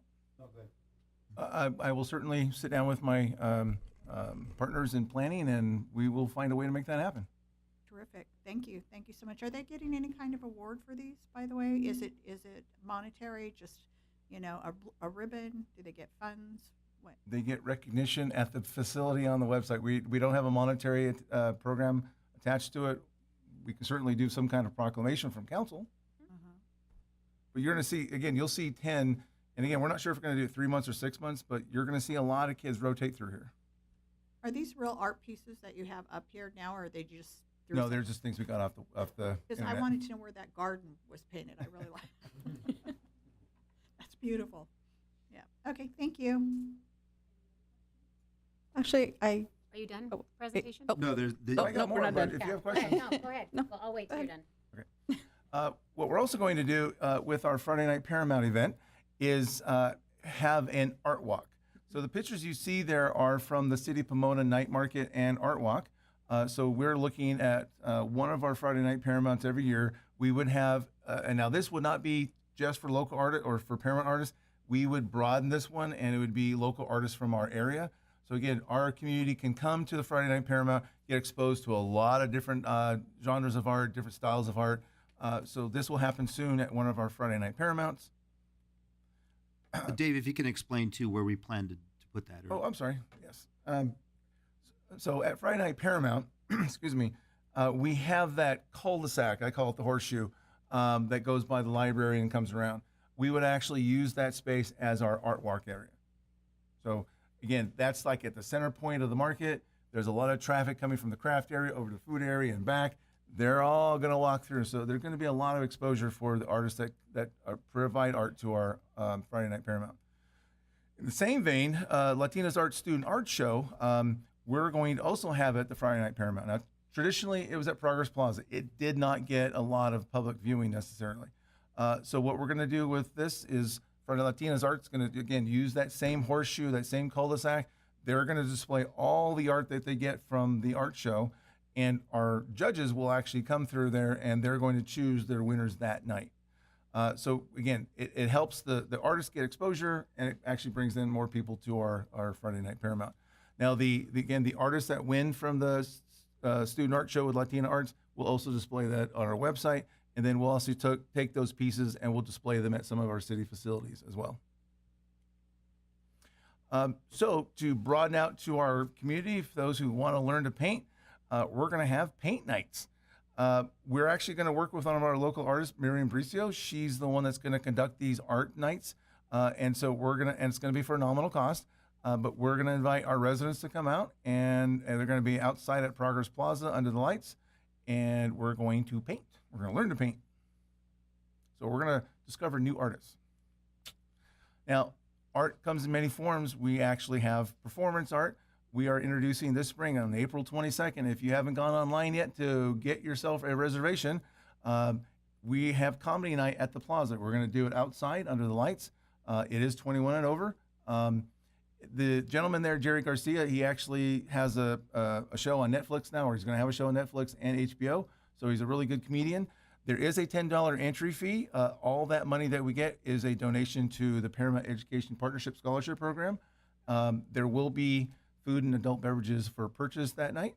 And so I expect you all to sign up for that.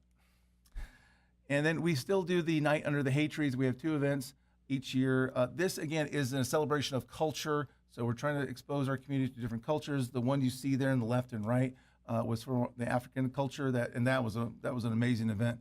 What we're changing and we're enhancing this one is the very first one we did. We had flamenco dancers and Spanish music, and the artist there you see in the middle was actually, while the event was going on, was doing a live painting demonstration.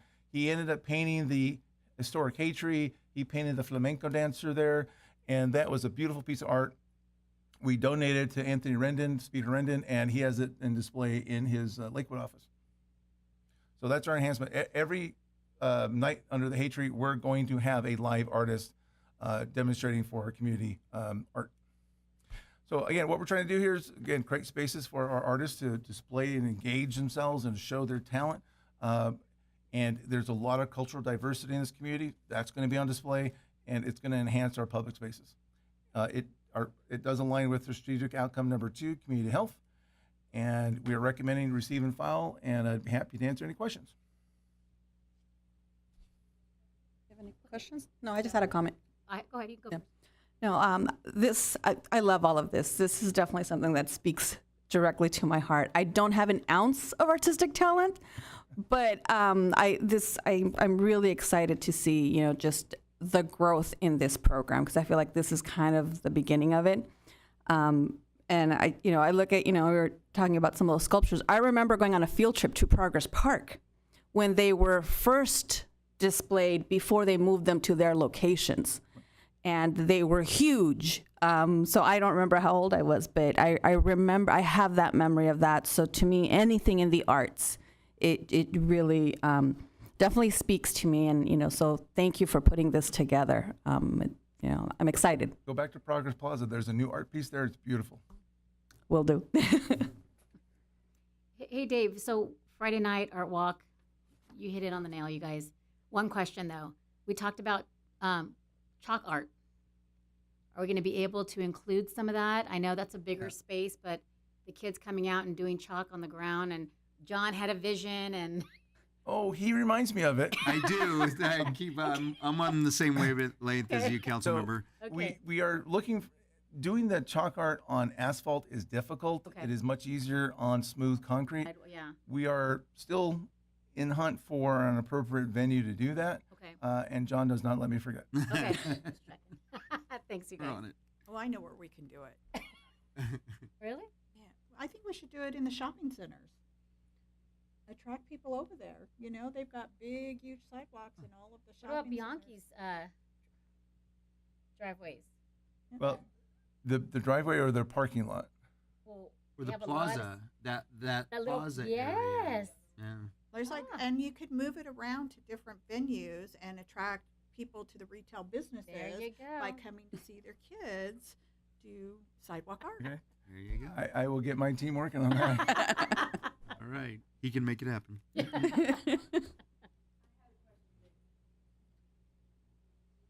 Yes, Miss Mayor.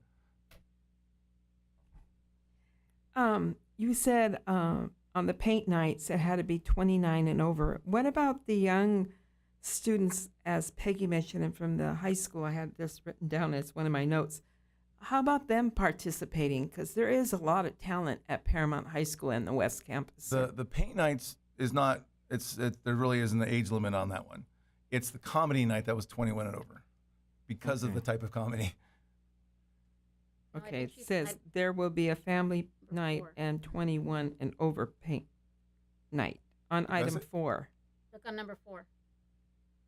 Okay, I think there's going to be family paint nights, and I think what my staff was looking also to do was there might be paint nights where we'll have adult beverages, and that will be 21 and over. But the family nights that's any age. So you're gonna have both. Yeah. Okay. Well, we're looking at that as an option, but we're definitely going to have the family nights. Those are much easier to do. The other one's a little more complicated. Yeah. The more adult. Okay. And then I was thinking instead of a monetary award, maybe supplies, maybe some art supplies, because I think kids would really benefit from that. That's in reference to the rotating art program that we're going to do? Yes. That Peggy was For when looking. the kids win. That would be good. Art supplies Saying that, are that your expensive. staff or somebody was going to pick the winners. So she's talking about to the winners that you display at the facilities, that maybe they could get some art supplies for winning too. I think that's a great idea. Okay. Thank you. And Brenda's going to pay for them. Oh, even better. Yeah, I'm in. 100%. I'll get the chalk. I'll bring the chalk. There you go. Okay, so then this is a receive and file report, correct? Ma'am. John? Yes, ma'am. Okay. Let's move on to item 10.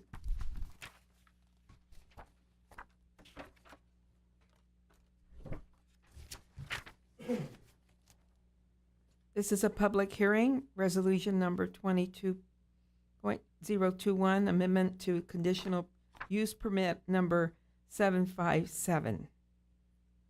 Open the public hearing. Yes, Madam Mayor, we're not going to open up the public hearing. We're going to make a motion to continue the hearing to April 11th. April 11th. So we want to continue the public hearing. That gives everybody the opportunity to come and express their positions and views on the project. So if you will, we would need a motion to continue both the public hearing and this item to April 11th at 5 o'clock. Yes, sir. So move, Lemons. Second, Aguayo. Roll call, please. Councilmember Lemons? Yes. Councilmember Olmos? Yes. Vice Mayor Aguayo? Yes. Mayor Quer Stallings? Yes. So, item 10B parts, resolution 22022. Did the motion take care of A and B? It took care of A and That B. took care at of this- A and B? Yes, thank you, Okay, Madam thank Mayor. you, sir.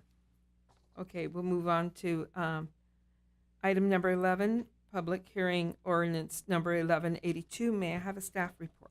Yes, Madam Mayor. Part of our goal with housing is to encourage home ownership. Home ownership doesn't always come in the form of traditional single-family homes. It can also come in the form of condominiums. And part of that is if there are opportunities around town where owners of apartment complexes want to convert their units to condominiums, we sometimes want to allow that depending on the specifications of the building. So I will now turn it over to our planning director, Mr. John Carver, who will walk you through this item. John? Thank you, John. Madam Mayor and council members.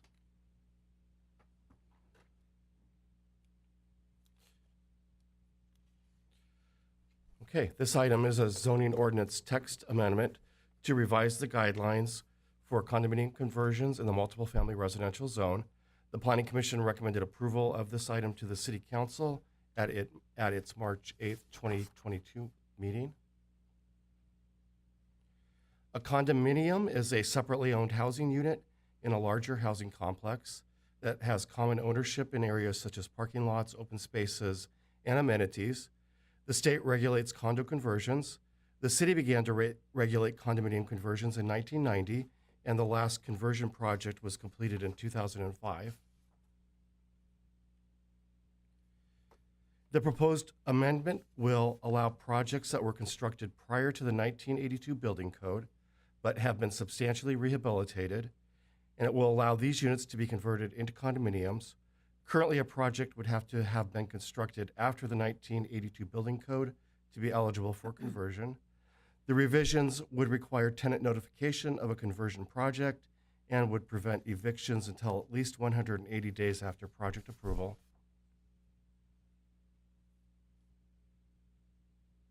The proposed ordinance would require that tenants be provided financial assistance to move. The ordinance clarifies that refurbished landscaping must be drought tolerant, and the proposed ordinance replaces a requirement for a trash compactor with organic waste disposal. And we're recommending approval of ordinance 1162, and I'm happy to answer any questions. Any questions? I have a question, Madam Mayor. Are we getting requests for this? We did receive a recent inquiry. Okay, and so just one? We've had one inquiry? Just one inquiry, yes, recently. And how many currently apartments or condos are there at this location? At the inquiry that we received, there are 8 units at this project. Oh, okay. And they want to make them home ownership? They want to make them home ownership, correct. Thank you. Any more comments, questions? No?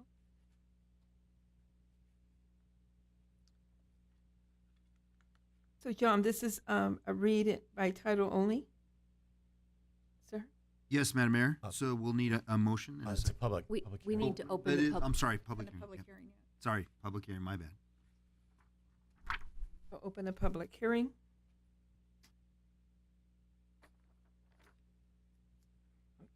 Open the public hearing. Is there any in favor? No, Madam Mayor, there have been no comments submitted in favor. Those opposed? None opposed either. Madam Mayor, I move we close the public hearing. I'll second. Roll call, please. Councilmember Lemons, Yes. Councilmember Olmos, Yes. Vice Mayor Aguayo, Yes. Mayor Quer Stallings. Yes. Madam Mayor, I move the item. I second. Roll call, please. Councilmember Lemons, Yes. Councilmember Olmos, Yes. Vice Mayor Aguayo, Yes. Mayor Quer Stallings. Yes.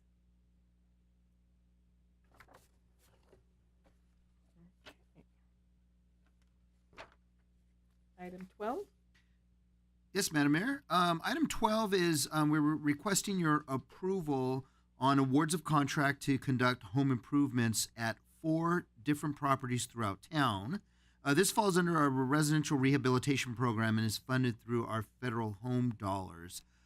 Tonight, we're going to handle all 4 items under one presentation, but each of these needs a separate vote for the award of contract. So with that, I'll turn it over to our planning director again, Mr. John Carver, who will walk you through the items. John? Thank you, John, Madam Mayor, and council members.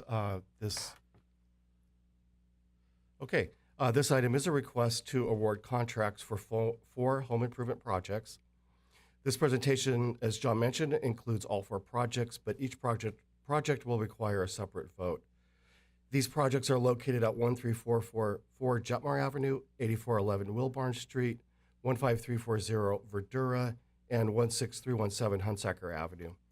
Through this program, single-family owner-occupied homes are eligible for rehabilitation. The property owner must have a low to moderate income, and we fund this program through federal home monies. The city provides grants that are equal to 80% or 90% of the cost, and the percent that the city contributes is based on income. The first project on Jetmore, this project will include the installation of new windows, replacing the roof, removing asbestos, and replacing the carport and porch support posts. And here's a look at this project. The second project, 8411 Wilbarn Street, will include a new exterior stucco color coat. The exterior trim will be painted, the house will be re-roofed, and the lead-based paint inside the house will be removed. And this is the property on Wilbarn. At 15340 Verdura Avenue, we will be applying a new stucco exterior color coat, painting the exterior trim, installing new windows, re-roofing the house, and removing asbestos. And here's a look at the property on Verdura.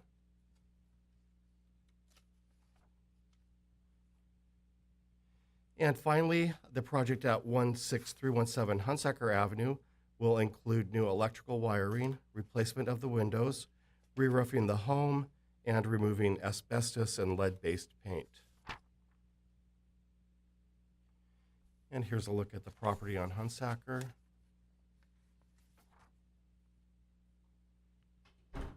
So it is recommended the City Council award the project at 13444 Jetmore Avenue to Cal Home Remodeling, and the project at 8411 Wilbarn Avenue also to Cal Home Remodeling.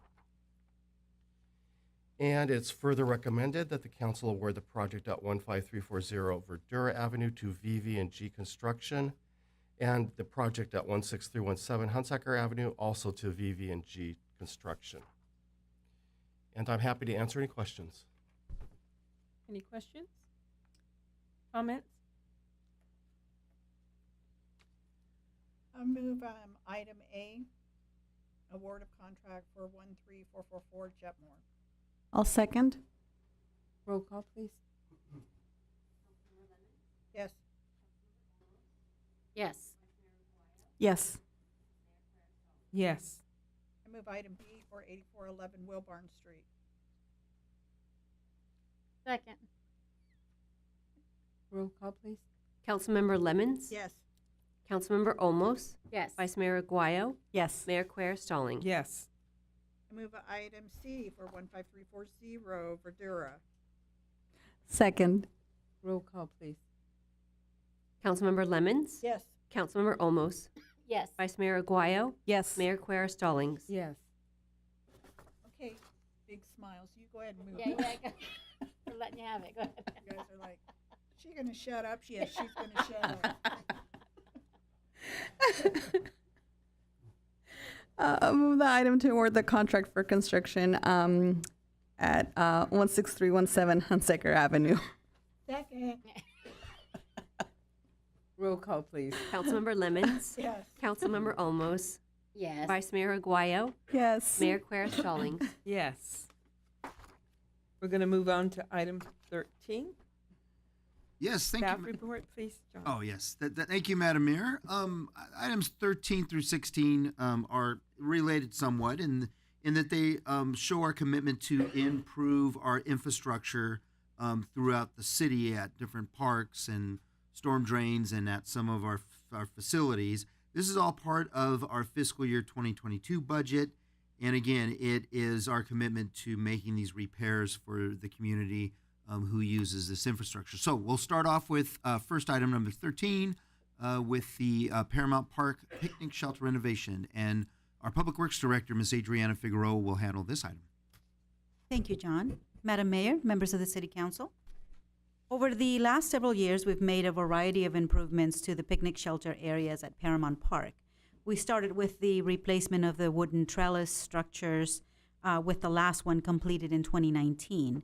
We've also installed new picnic tables and barbecue grills last year, and we'll be replacing all trash cans in the coming year.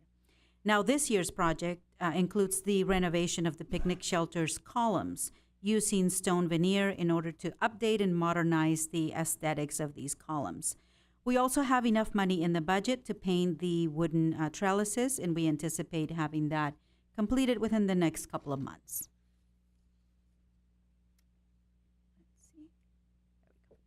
Bids were open on March 10th. 5 bids were received, with the apparent low bid submitted by Juniors Construction, Inc., in the amount of $92,941.94. This amount is well below the budgeted amount of $160,000. Bids did range from $92,941 to $150,000, and funding for this project comes from the general fund. So with that, it is recommended that the City Council award the contract for the Paramount Park picnic shelter renovation to Juniors Construction, Inc., in the amount of $92,941.94, and authorize the mayor or her designee to execute the agreement. That concludes my report, but I'll be happy to answer any questions you may have. Any questions or comments? Roll call. Excuse me. All right. I'll move the item. Second. Roll call. Councilmember Lemmons? Yes. Councilmember Olmos? Yes. Vice Mayor Aguayo? Yes. Mayor Quer Stallings? Yes.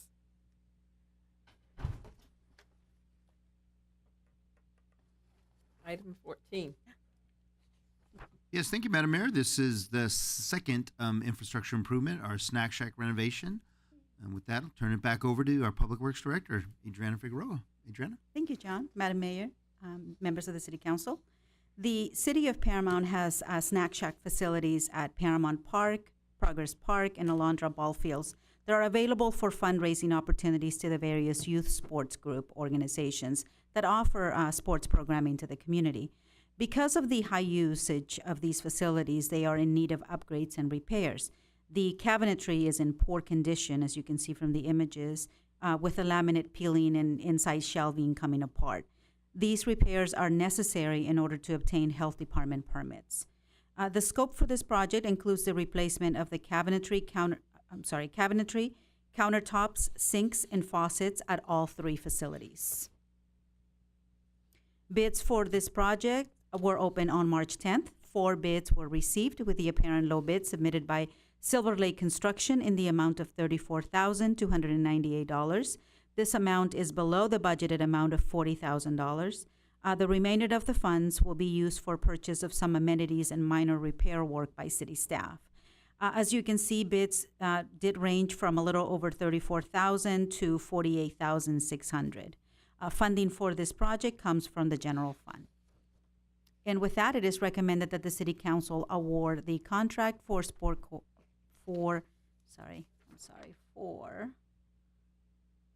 the repair work to Silver Lake Construction in the amount of $34,298. That concludes my presentation, but I'll be happy to answer any questions.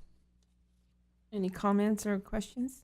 I don't have any questions, but I have a comment, Madam Mayor. This is just great news. I'm just thankful for this, you guys. I know the leagues have been waiting for this for a long time, and thank you guys for putting the energy and work into this. I know our leagues are going to be excited, David. Move the item. Okay. I'll make a motion to move the item. I'll second. Roll call, please. Councilmember Lemmons? Yes. Councilmember Olmos? Yes. Vice Mayor Aguayo? Yes. Mayor Quer Stallings? Yes. Item 15. Ms. Staff Figueroa? report. Thank you, John.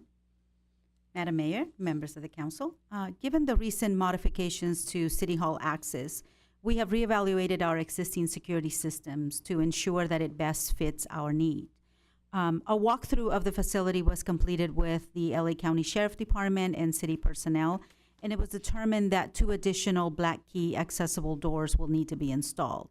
1 additional security camera will also need to be installed to cover an area not currently monitored, as well as modifications that are needed to enhance the panic button systems. Additionally, modifications to the wrought iron gate located at the driveway to the city yard's employee parking lot are required to provide additional security to the facility. The wrought iron gate, which is currently kept open, will now remain closed during business hours and will only be accessible to employees via black key access. Also, a video monitoring system is needed to better secure the city yard access gate. JMG Security Systems is the city's current contractor for all security systems, including alarms, black key access, and video monitoring systems. And as part of the fiscal year 2022 mid-year budget process, funding was allocated for these security enhancement needs. Staff received quotes for these projects in the amount of $6,958 for the City Hall modifications and $26,030 for the city yard upgrades, for a combined total of $32,988. Additional fees include monthly services and monitoring fees of $215 per month. Based on the city's purchasing policy, purchases of equipment in excess of $25,000 need to be approved by the City Council. And as JMG is the city's current contractor for all security systems, including alarms and black key access and video camera systems, we are recommending JMG as a sole source to match the security infrastructure that already exists. It is recommended that the City Council authorize the purchase and installation of security equipment at these city facilities by JMG Security Systems in the amount of $32,988. That concludes my presentation, but I'll be happy to answer any questions you may have. Any questions or comments? None? Move the item, Lemons. Second, Aguayo. Roll call, please. Councilmember Lemons? Yes. Councilmember Olmos? Yes. Vice Mayor Aguayo? Yes. Mayor Quer Stallings? Yes. And item number 16. John, please. Yes, Madam Mayor. Staff report. Yes, Madam Mayor, thank you. This is going to be, before we move on to environmental sustainability new business, the council did approve to add a new item to the agenda, and that's in regards to illegal speed contests or exhibition of speed, or as we know, street racing and intersection takeovers. The proposal from you tonight, as the city attorney will go over with you, is to increase the fines for spectator citations. So with that, I'll turn it over to our city attorney, Mr. John Cavanaugh, who will walk you through the item. John? Thank you, John. Madam Mayor, and congratulations, by the way. Thank you. The item before you tonight is a subsequent need item, and the reason why we're bringing it to you as a subsequent need item, this item came to the city attorney's office after the agenda had already been posted, but before the meeting. So we wanted to bring this to your attention because of the urgency of it. But back, as you know, back in September 2020, the City Council adopted ordinance numbers 1134 and 1135, which addressed the growing concern of street racing in the city by establishing the forfeiture of nuisance vehicles engaged in motor vehicle speed contests or exhibition of speed, and prohibiting spectators at those illegal events. The spectators at these street racing events are really key components to successful exhibitions of speed and the speed contest because they are often committed to the benefit and enjoyment of the spectator, as well as to show off or perform for the spectators. So in other words, without an audience, there's not an incentive necessarily for street racers to approach areas if there's nobody there to see them. Since the ordinances took effect in October 2020, the Los Angeles County Sheriff's Department began to actively and effectively cite drivers who participate in these events and impound the vehicles used for a minimum of 30 days.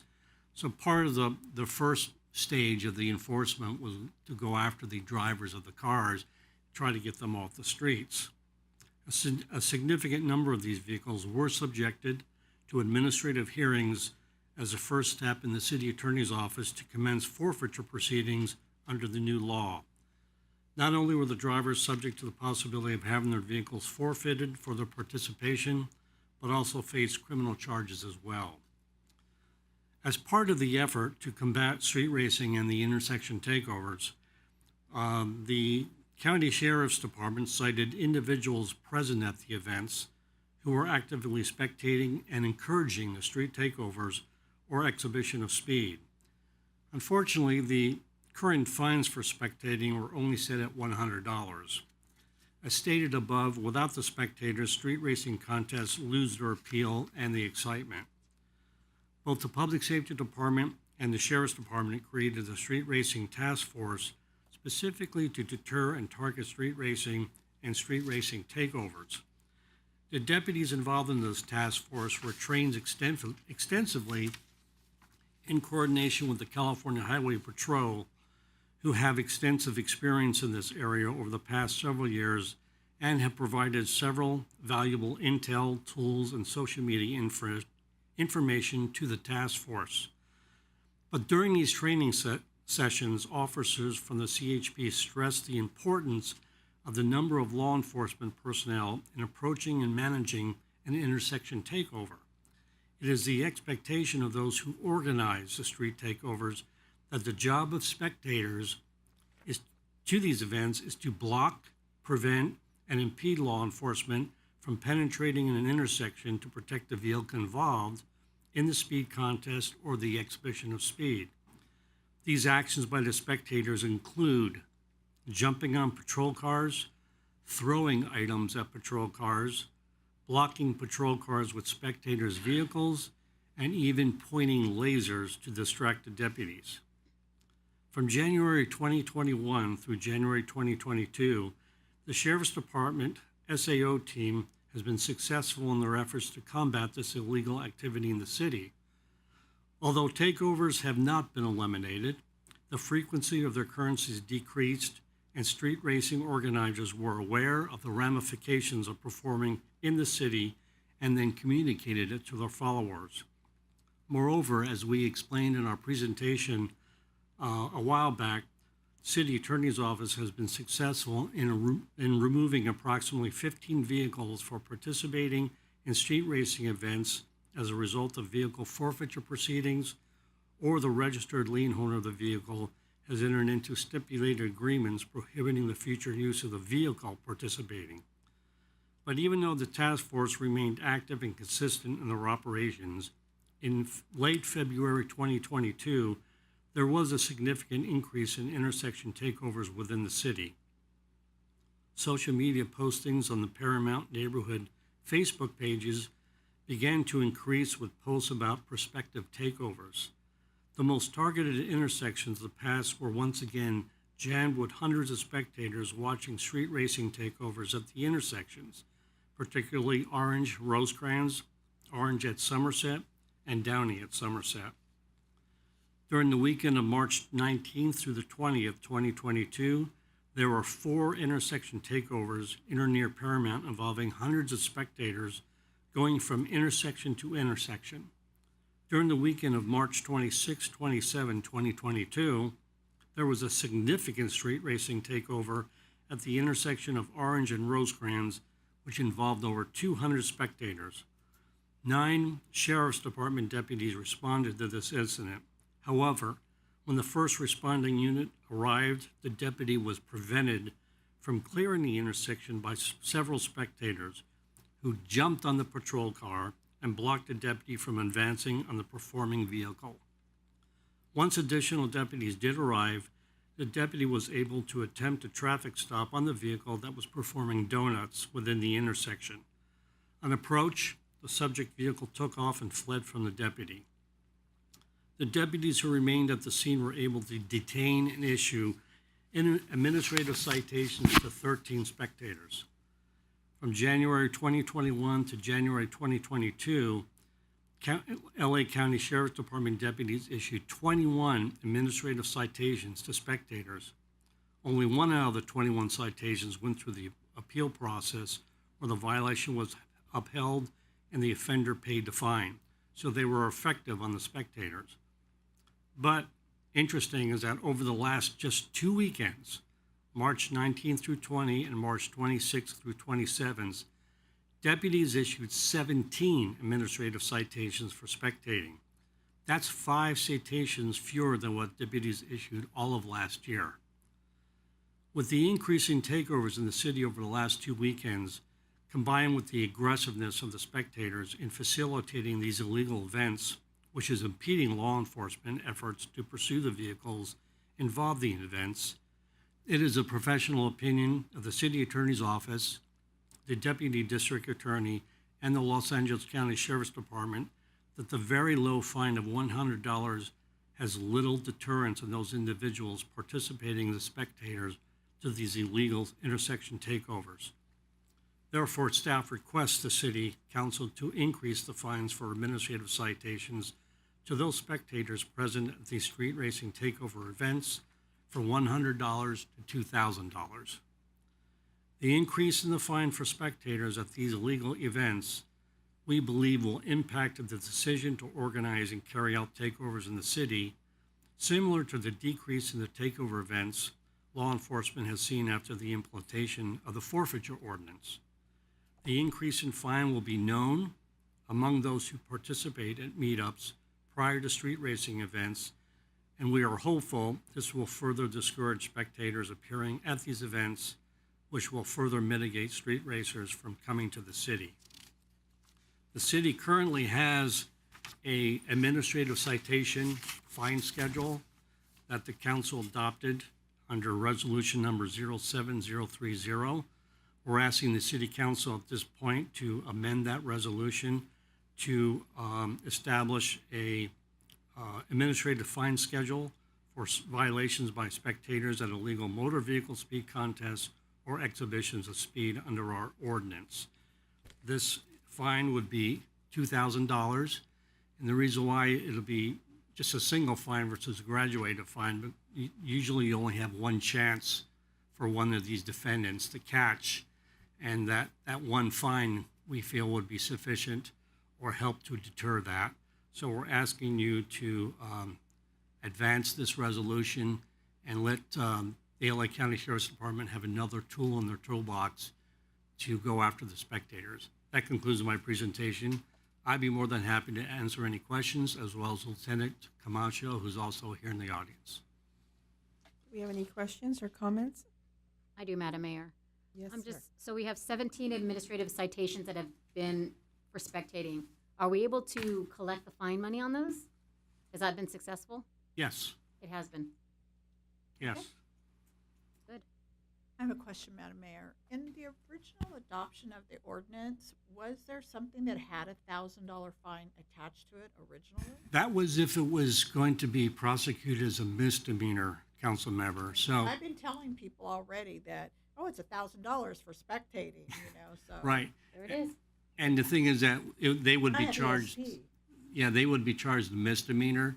Here, we're able to issue administrative citations right then and there, and that would accomplish two things for our benefit. Number one, it would give the citation immediately to the defendant, and two, the city collects the full fine So the other one was only if they were prosecuted, as a misdemeanor, correct? misdemeanor.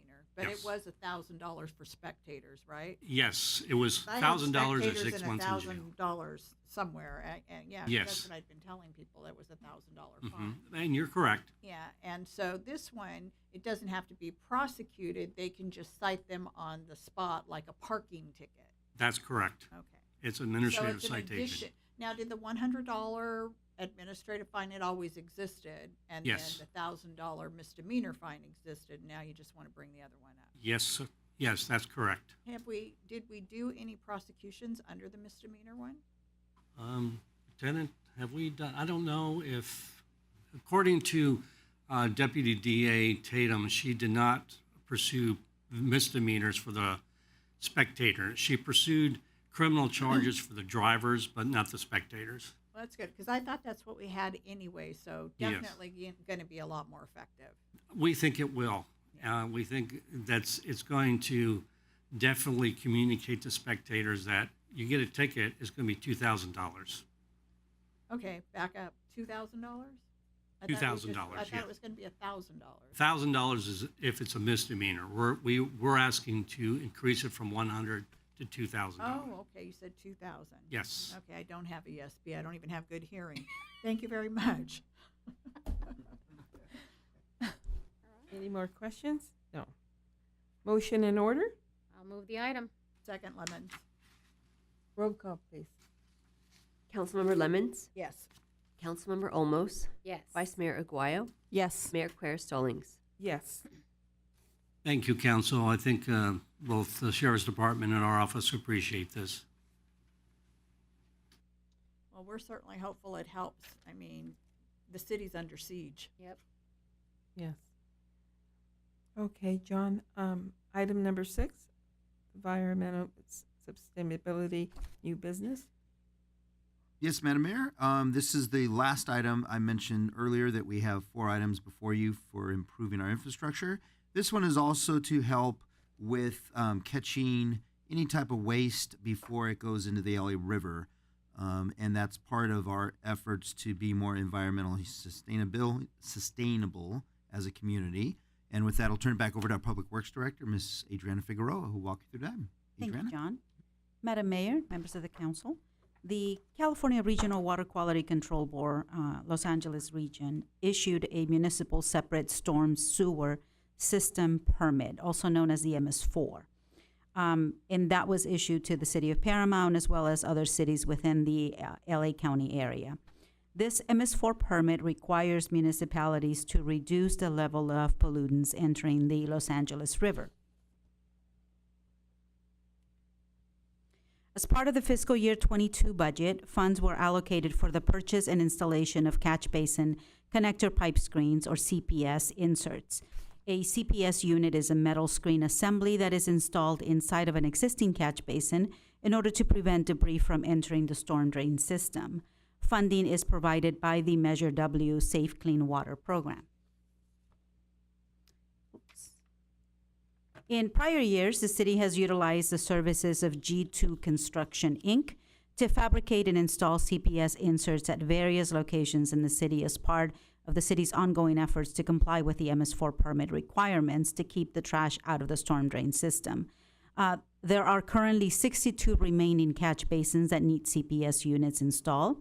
G2 Construction Inc. has provided a proposal to complete this work for a total of $104,099. The city's purchasing policy allows for purchase and installation of equipment utilizing other agencies' formal bidding results when cost effective. We have used this piggybacking option previously when purchasing specialized equipment, and the County of Orange recently issued a request for proposals for procurement of the same type of equipment the city is currently seeking. In October of 2021, the County of Orange entered into a master agreement with G2 Construction, Inc., which included a clause for cooperative agreements extending the provisions and pricing to other California local or state government agencies wishing to procure the same products. So with that, it is recommended that the City Council authorize the purchase and installation of catch basin connector pipe screen inserts by G2 Construction in the amount of $104,099. And that concludes my presentation, but I'll be happy to answer any questions. Any questions or comments? I will move the item. Second. Roll call, please. Councilmember Lemons, Yes. Councilmember Olmos, Yes. Vice Mayor Aguayo, Yes. Mayor Quer Stallings. Yes.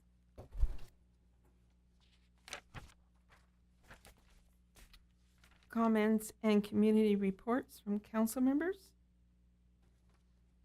Okay, we'll start with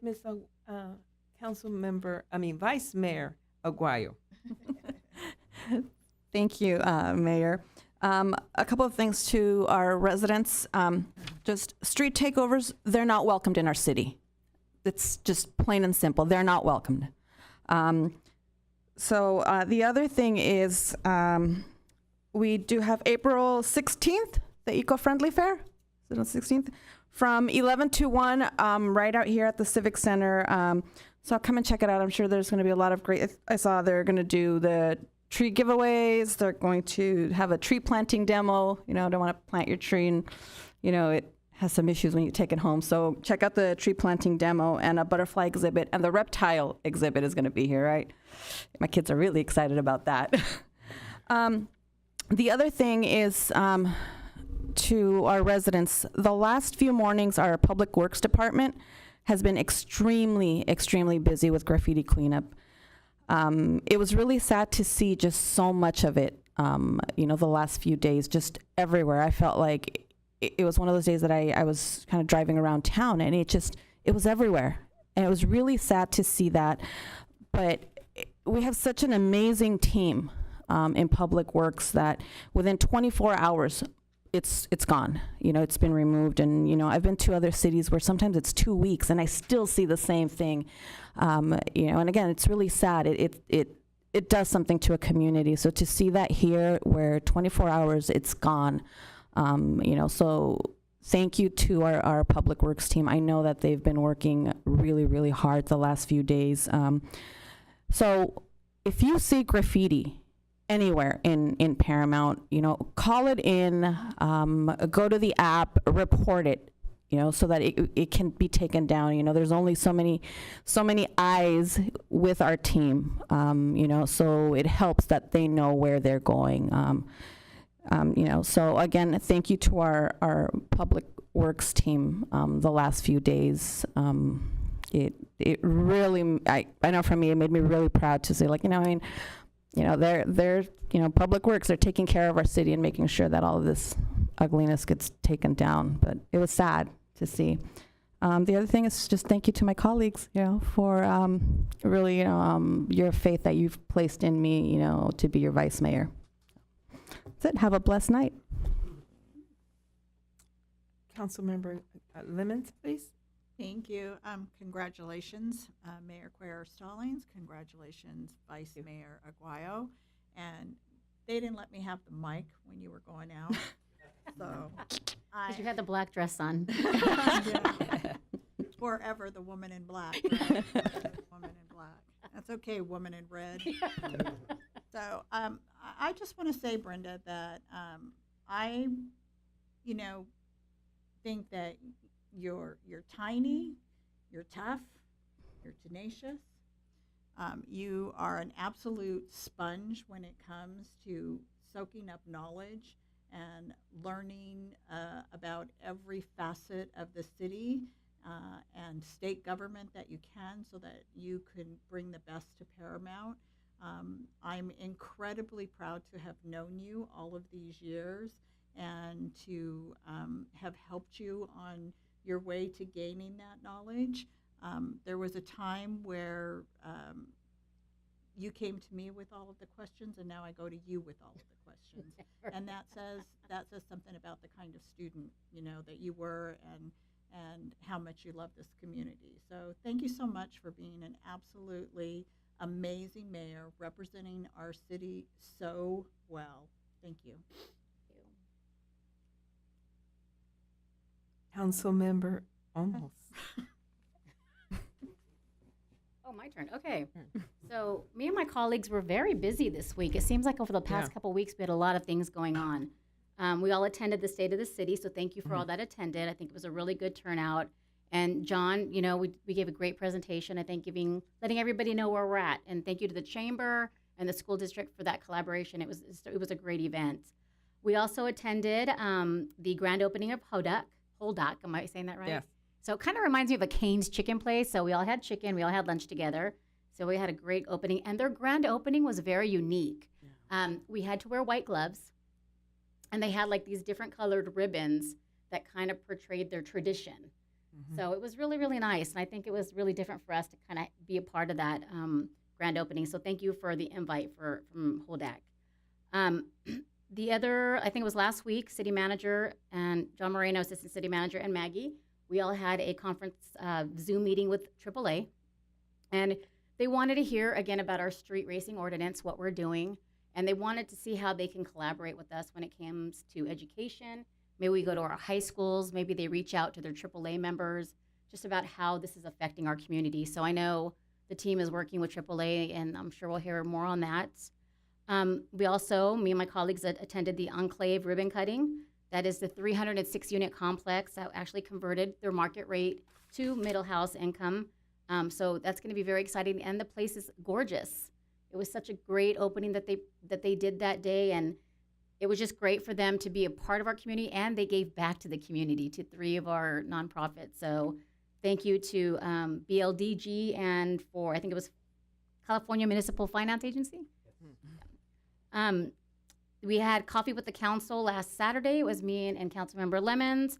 We had some great conversation, I think, with some residents. Very good, intelligent questions I felt that were coming from them, and they just care about their community. And I just thought it was great, and I want to thank La Opinion. They came out to do an interview that day about our city and how we do the coffee with the mayors. And Adriana, thank you for being there as well. And you were part of the interview as well, so kudos to you. We also had our first general membership meeting for the Historical Society, which took place last week. I think we had about 45 people attend, so it was a really good turnout. People are super excited about knowing the history of Paramount, so more to come on that. Saturday, we all attended the PJAA. I told you, we've been busy. Opening day, I got to throw the first pitch. I did pretty well, right, Peggy? I thought I did okay. Show off. And that's it. I do have 2 requests, if I can, Madam Mayor, that I'd like to ask. So a couple of things. I want to kind of go back to the street racing ordinance. So we have a street racing ordinance, and now we just added this resolution. Adriana, when we had our presentation that you guys did about a month ago, you also talked about alternatives when it came to streets and what we can do. So we just said it in this report that you identified 5 to 6 streets that we noticed that are just hit all the time. Orange and Rosecrans and Compton, Downey and Alondra, I think you said. Are we able to start looking into alternatives? Because I have to tell you guys, Paramount is on the map for our ordinances and what we're doing. Are we able, you guys, to research to figure out if maybe we could start putting those, you know where I'm going, what is that, what is it called? The roundabouts? The roundabouts. I don't know if it's a permanent, but a portable, but a pilot or something that we can start because we have the streets, they're identified. You know what I mean? I'm throwing that out there and I'm bringing it to the colleagues if you guys have any more conversation around that. But I think it's almost time that we try something like that because you said we've been hit, we're getting hit. And the fines, yes, we have the fines, we have the forfeitures on the cars, but what else can we do? You know, thank you, Council Member Olmos. Actually, it's funny that just today I got the draft of a concept for, we're having our engineering team over at Wildan look at some of these locations. They're looking at 2 locations in particular that they're working on designs. I just saw a draft today, this afternoon, before coming to the meeting.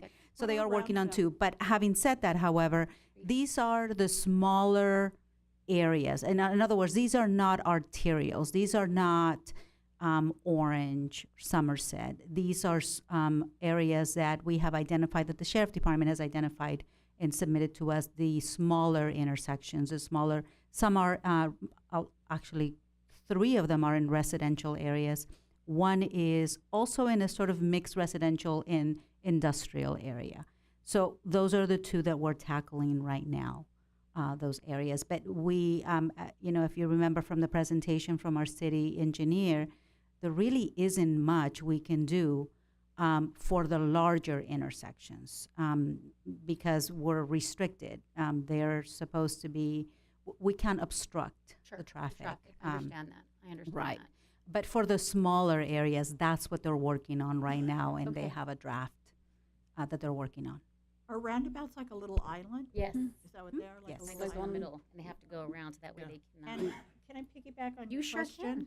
What about cameras, temporary cameras at those intersections? Right. We had discussed that we have some cameras that we have deployed already. Ms. Matson, if you want to discuss the success maybe of some of those cameras and the ability to post them at certain intersections and what they can catch and what they can't. Yes, thank you, John. So the cameras that we currently have at various intersections are part of the Flock security system. And these are essentially license plate readers. We have been working with the California Highway Patrol in order to execute additional enforcement where if some of these cameras are capturing license plates, we can pursue additional enforcement with those vehicles that are present when a street intersection takeover is taking place. We are looking at other cities that do have different equipment, and we are looking specifically at live footage to be able to capture a bit more than your traditional license plate readers. So that is a great idea, and that's something that we're currently looking into. Now, you said the cameras that you currently have, it sounded more like those would be for the spectator cars and not the person doing the racing, kind of the way you worded that, or would it be both? These are stationary cameras, so it does capture the front and rear license plate. They are positioned in a particular way where it's actually capturing the ongoing and incoming traffic. If the vehicle is circulating, it may be a little bit challenging. We are working with the company to be able to reposition some of the cameras to be able to capture other angles because we realize that when they're congregating, we just need more than just the license plate being read. Now, I saw on social media some experts on this subject saying that it was really important that we had super high-speed cameras in order to capture the license plates, that if they're not high-speed cameras, that the license plates are blurred. So is what we're getting now footage-wise, is it clear, or is that part of the issue too? With the Flock system, the image of the front and rear license plate and actually just the overall vehicle is very clear. Oh, good So we are capturing exactly what law enforcement needs in order to go after the vehicle in question. This is, again, something that we're reaching out to other cities who have enhanced their system. We will continue to work with Flock Safety to see if there's any additional components that may be added to our current license plate readers. Okay, last part of that is just if we capture the license plate and we saw them doing the donuts and we know who it is that enough to prosecute? Yes. Yes. Okay, that's what I want to know. Thank you. And I'll just finish my second request really quick, Madam Mayor. So we talked about ARP money, where we could, if we could not use it for mental health, either sessions or classes that we wanted to offer. I'm sorry, ARPA. Sorry, I said ARP. I'm thinking of. Did I say ART or ARP? That's funny. But you know, now that the Community Family Guidance Center just received funds from us, are we going to be able to go back to them and maybe do some type of community sessions for mental health? I mean, like I said, I know people have benefits with their insurance, and there's some that don't. So as a community, what can we do partnering with Community Family Guidance Center? Part of what we have planned for a portion of the ARPA funds that we're getting from the federal government is to see what the community wants through a survey and then through a focus group that we'll bring back to the council the results of. If mental health is not part of that, that's something that the council can definitely add. If you want some of the portion of that money to go towards mental health. We do have money set aside for homelessness, and much of what you see in mental health comes from homelessness. So it's very possible that we could have a component of our homeless ARPA money that does go towards the mental health. So But with that'd be a Community direction. Family Guidance, though, they just received funds from us regarding the project with Enclave. So Yes, are we they able did. to partner with them and do something on that end? Go ahead, Dave. So I called all three agencies prior to let them know this money was coming. Right.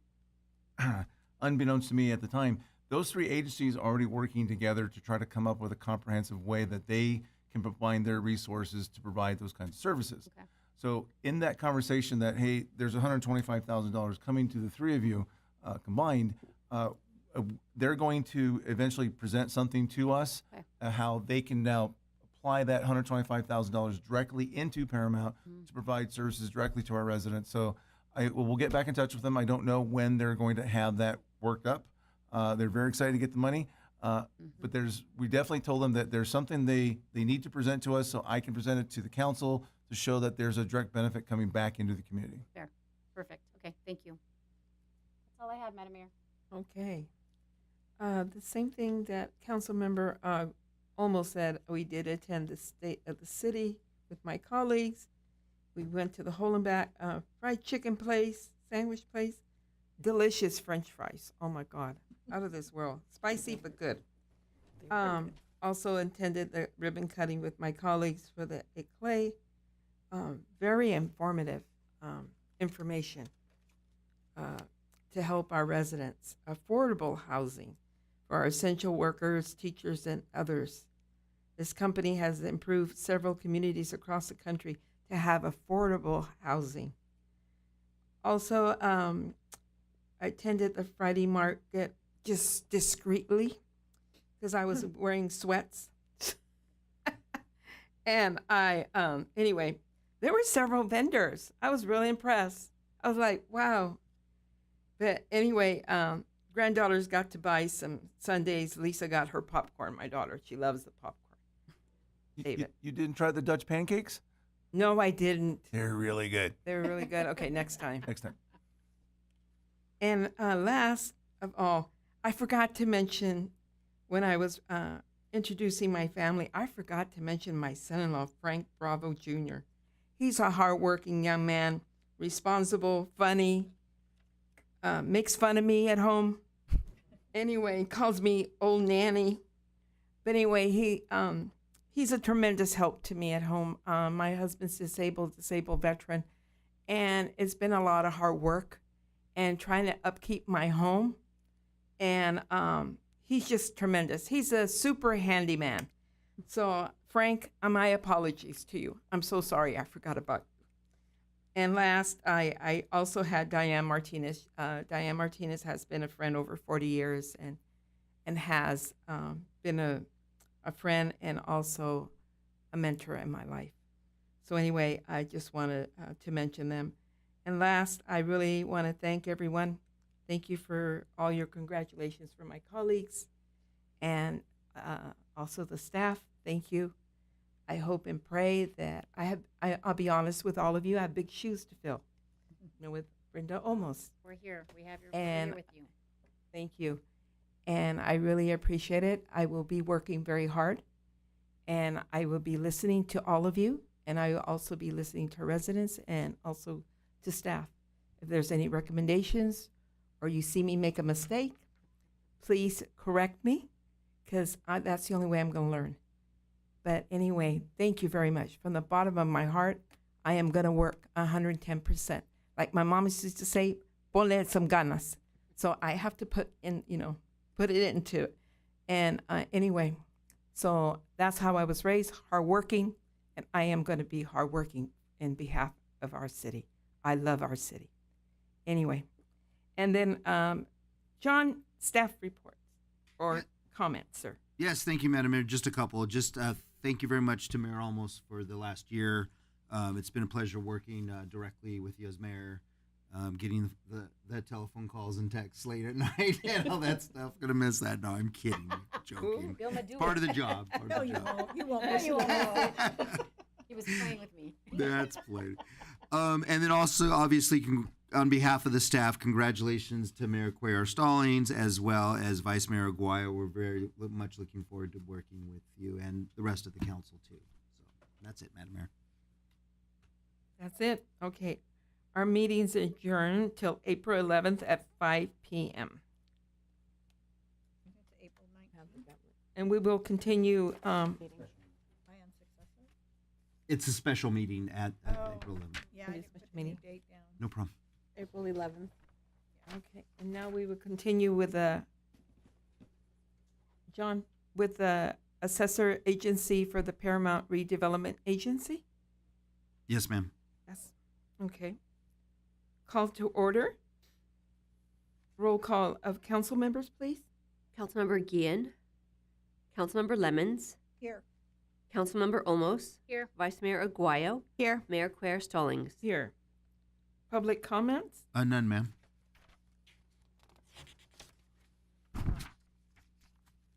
Consent calendar? Move it, Lemons. Second. Roll call, please. Councilmember Lemons, Yes. Councilmember Olmos, Yes. Vice Mayor Aguayo, Yes. Mayor Cuellar Stallings. Yes. This meeting will be adjourned until May 3rd, 2022 at 6 o'clock.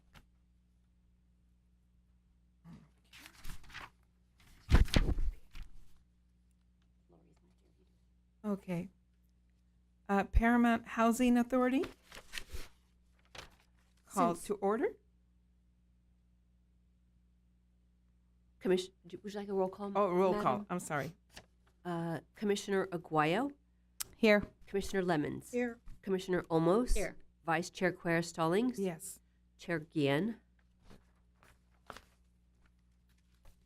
Any public comments? No, ma'am. New business? Approval of minutes of October 5th, 2021. So move, Lemons. Second, Aguayo. Roll call, please. Commissioner Aguayo, Yes. Commissioner Lemons, Yes. Commissioner Olmos, Yes. Vice Chair Cuellar Stallings. Yes. Reorganization and selection of chair and vice chair. I move Commissioner Aguayo for chair. I move do we need a roll call for that? I'm sorry. Yes. Okay. Roll call, please. What are we on? This is the reorganization of the Housing Authority.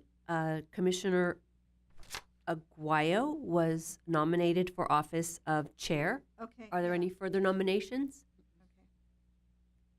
And a roll call then? Yes, please. Commissioner Aguayo, Yes.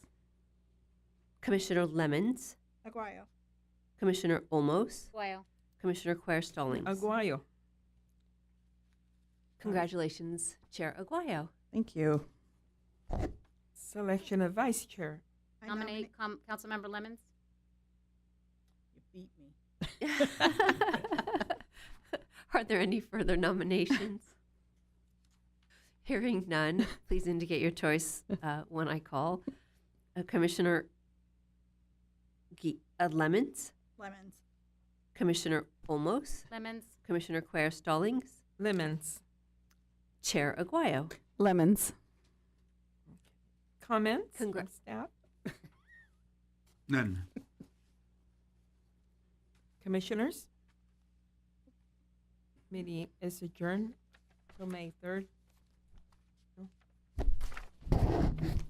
2022. Okay.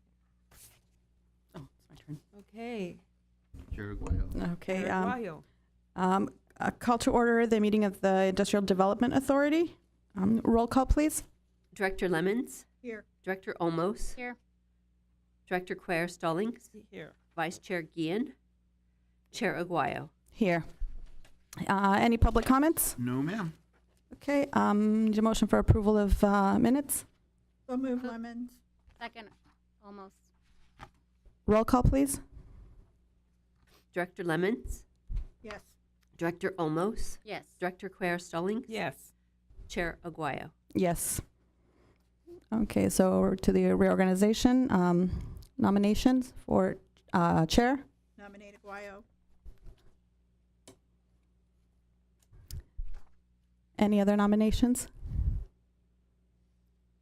Okay, roll call. Director Lemons. Aguayo. Director Olmos. Aguayo. Director Quer Stallings. Aguayo.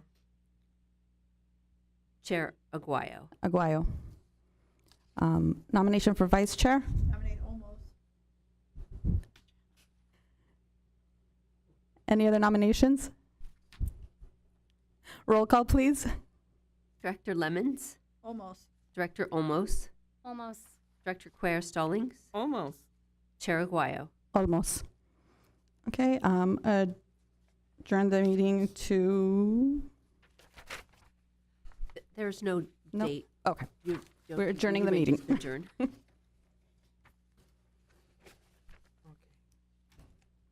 The Paramount Parking Authority. Call to order. Roll call of directors, please. Director Guillen. Director Lemons. Here. Director Olmos. Here. Vice Chair Aguayo. Here. Chair Quer Stallings. Here. Public comments? No, ma'am.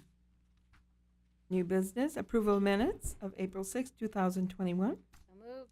Second. Roll call. Director Lemons.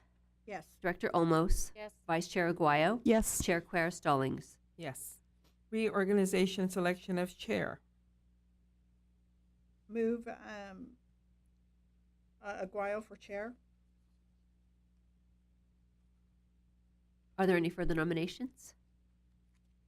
Then when I call your name, please indicate your choice for chair. Director Aguayo. Aguayo.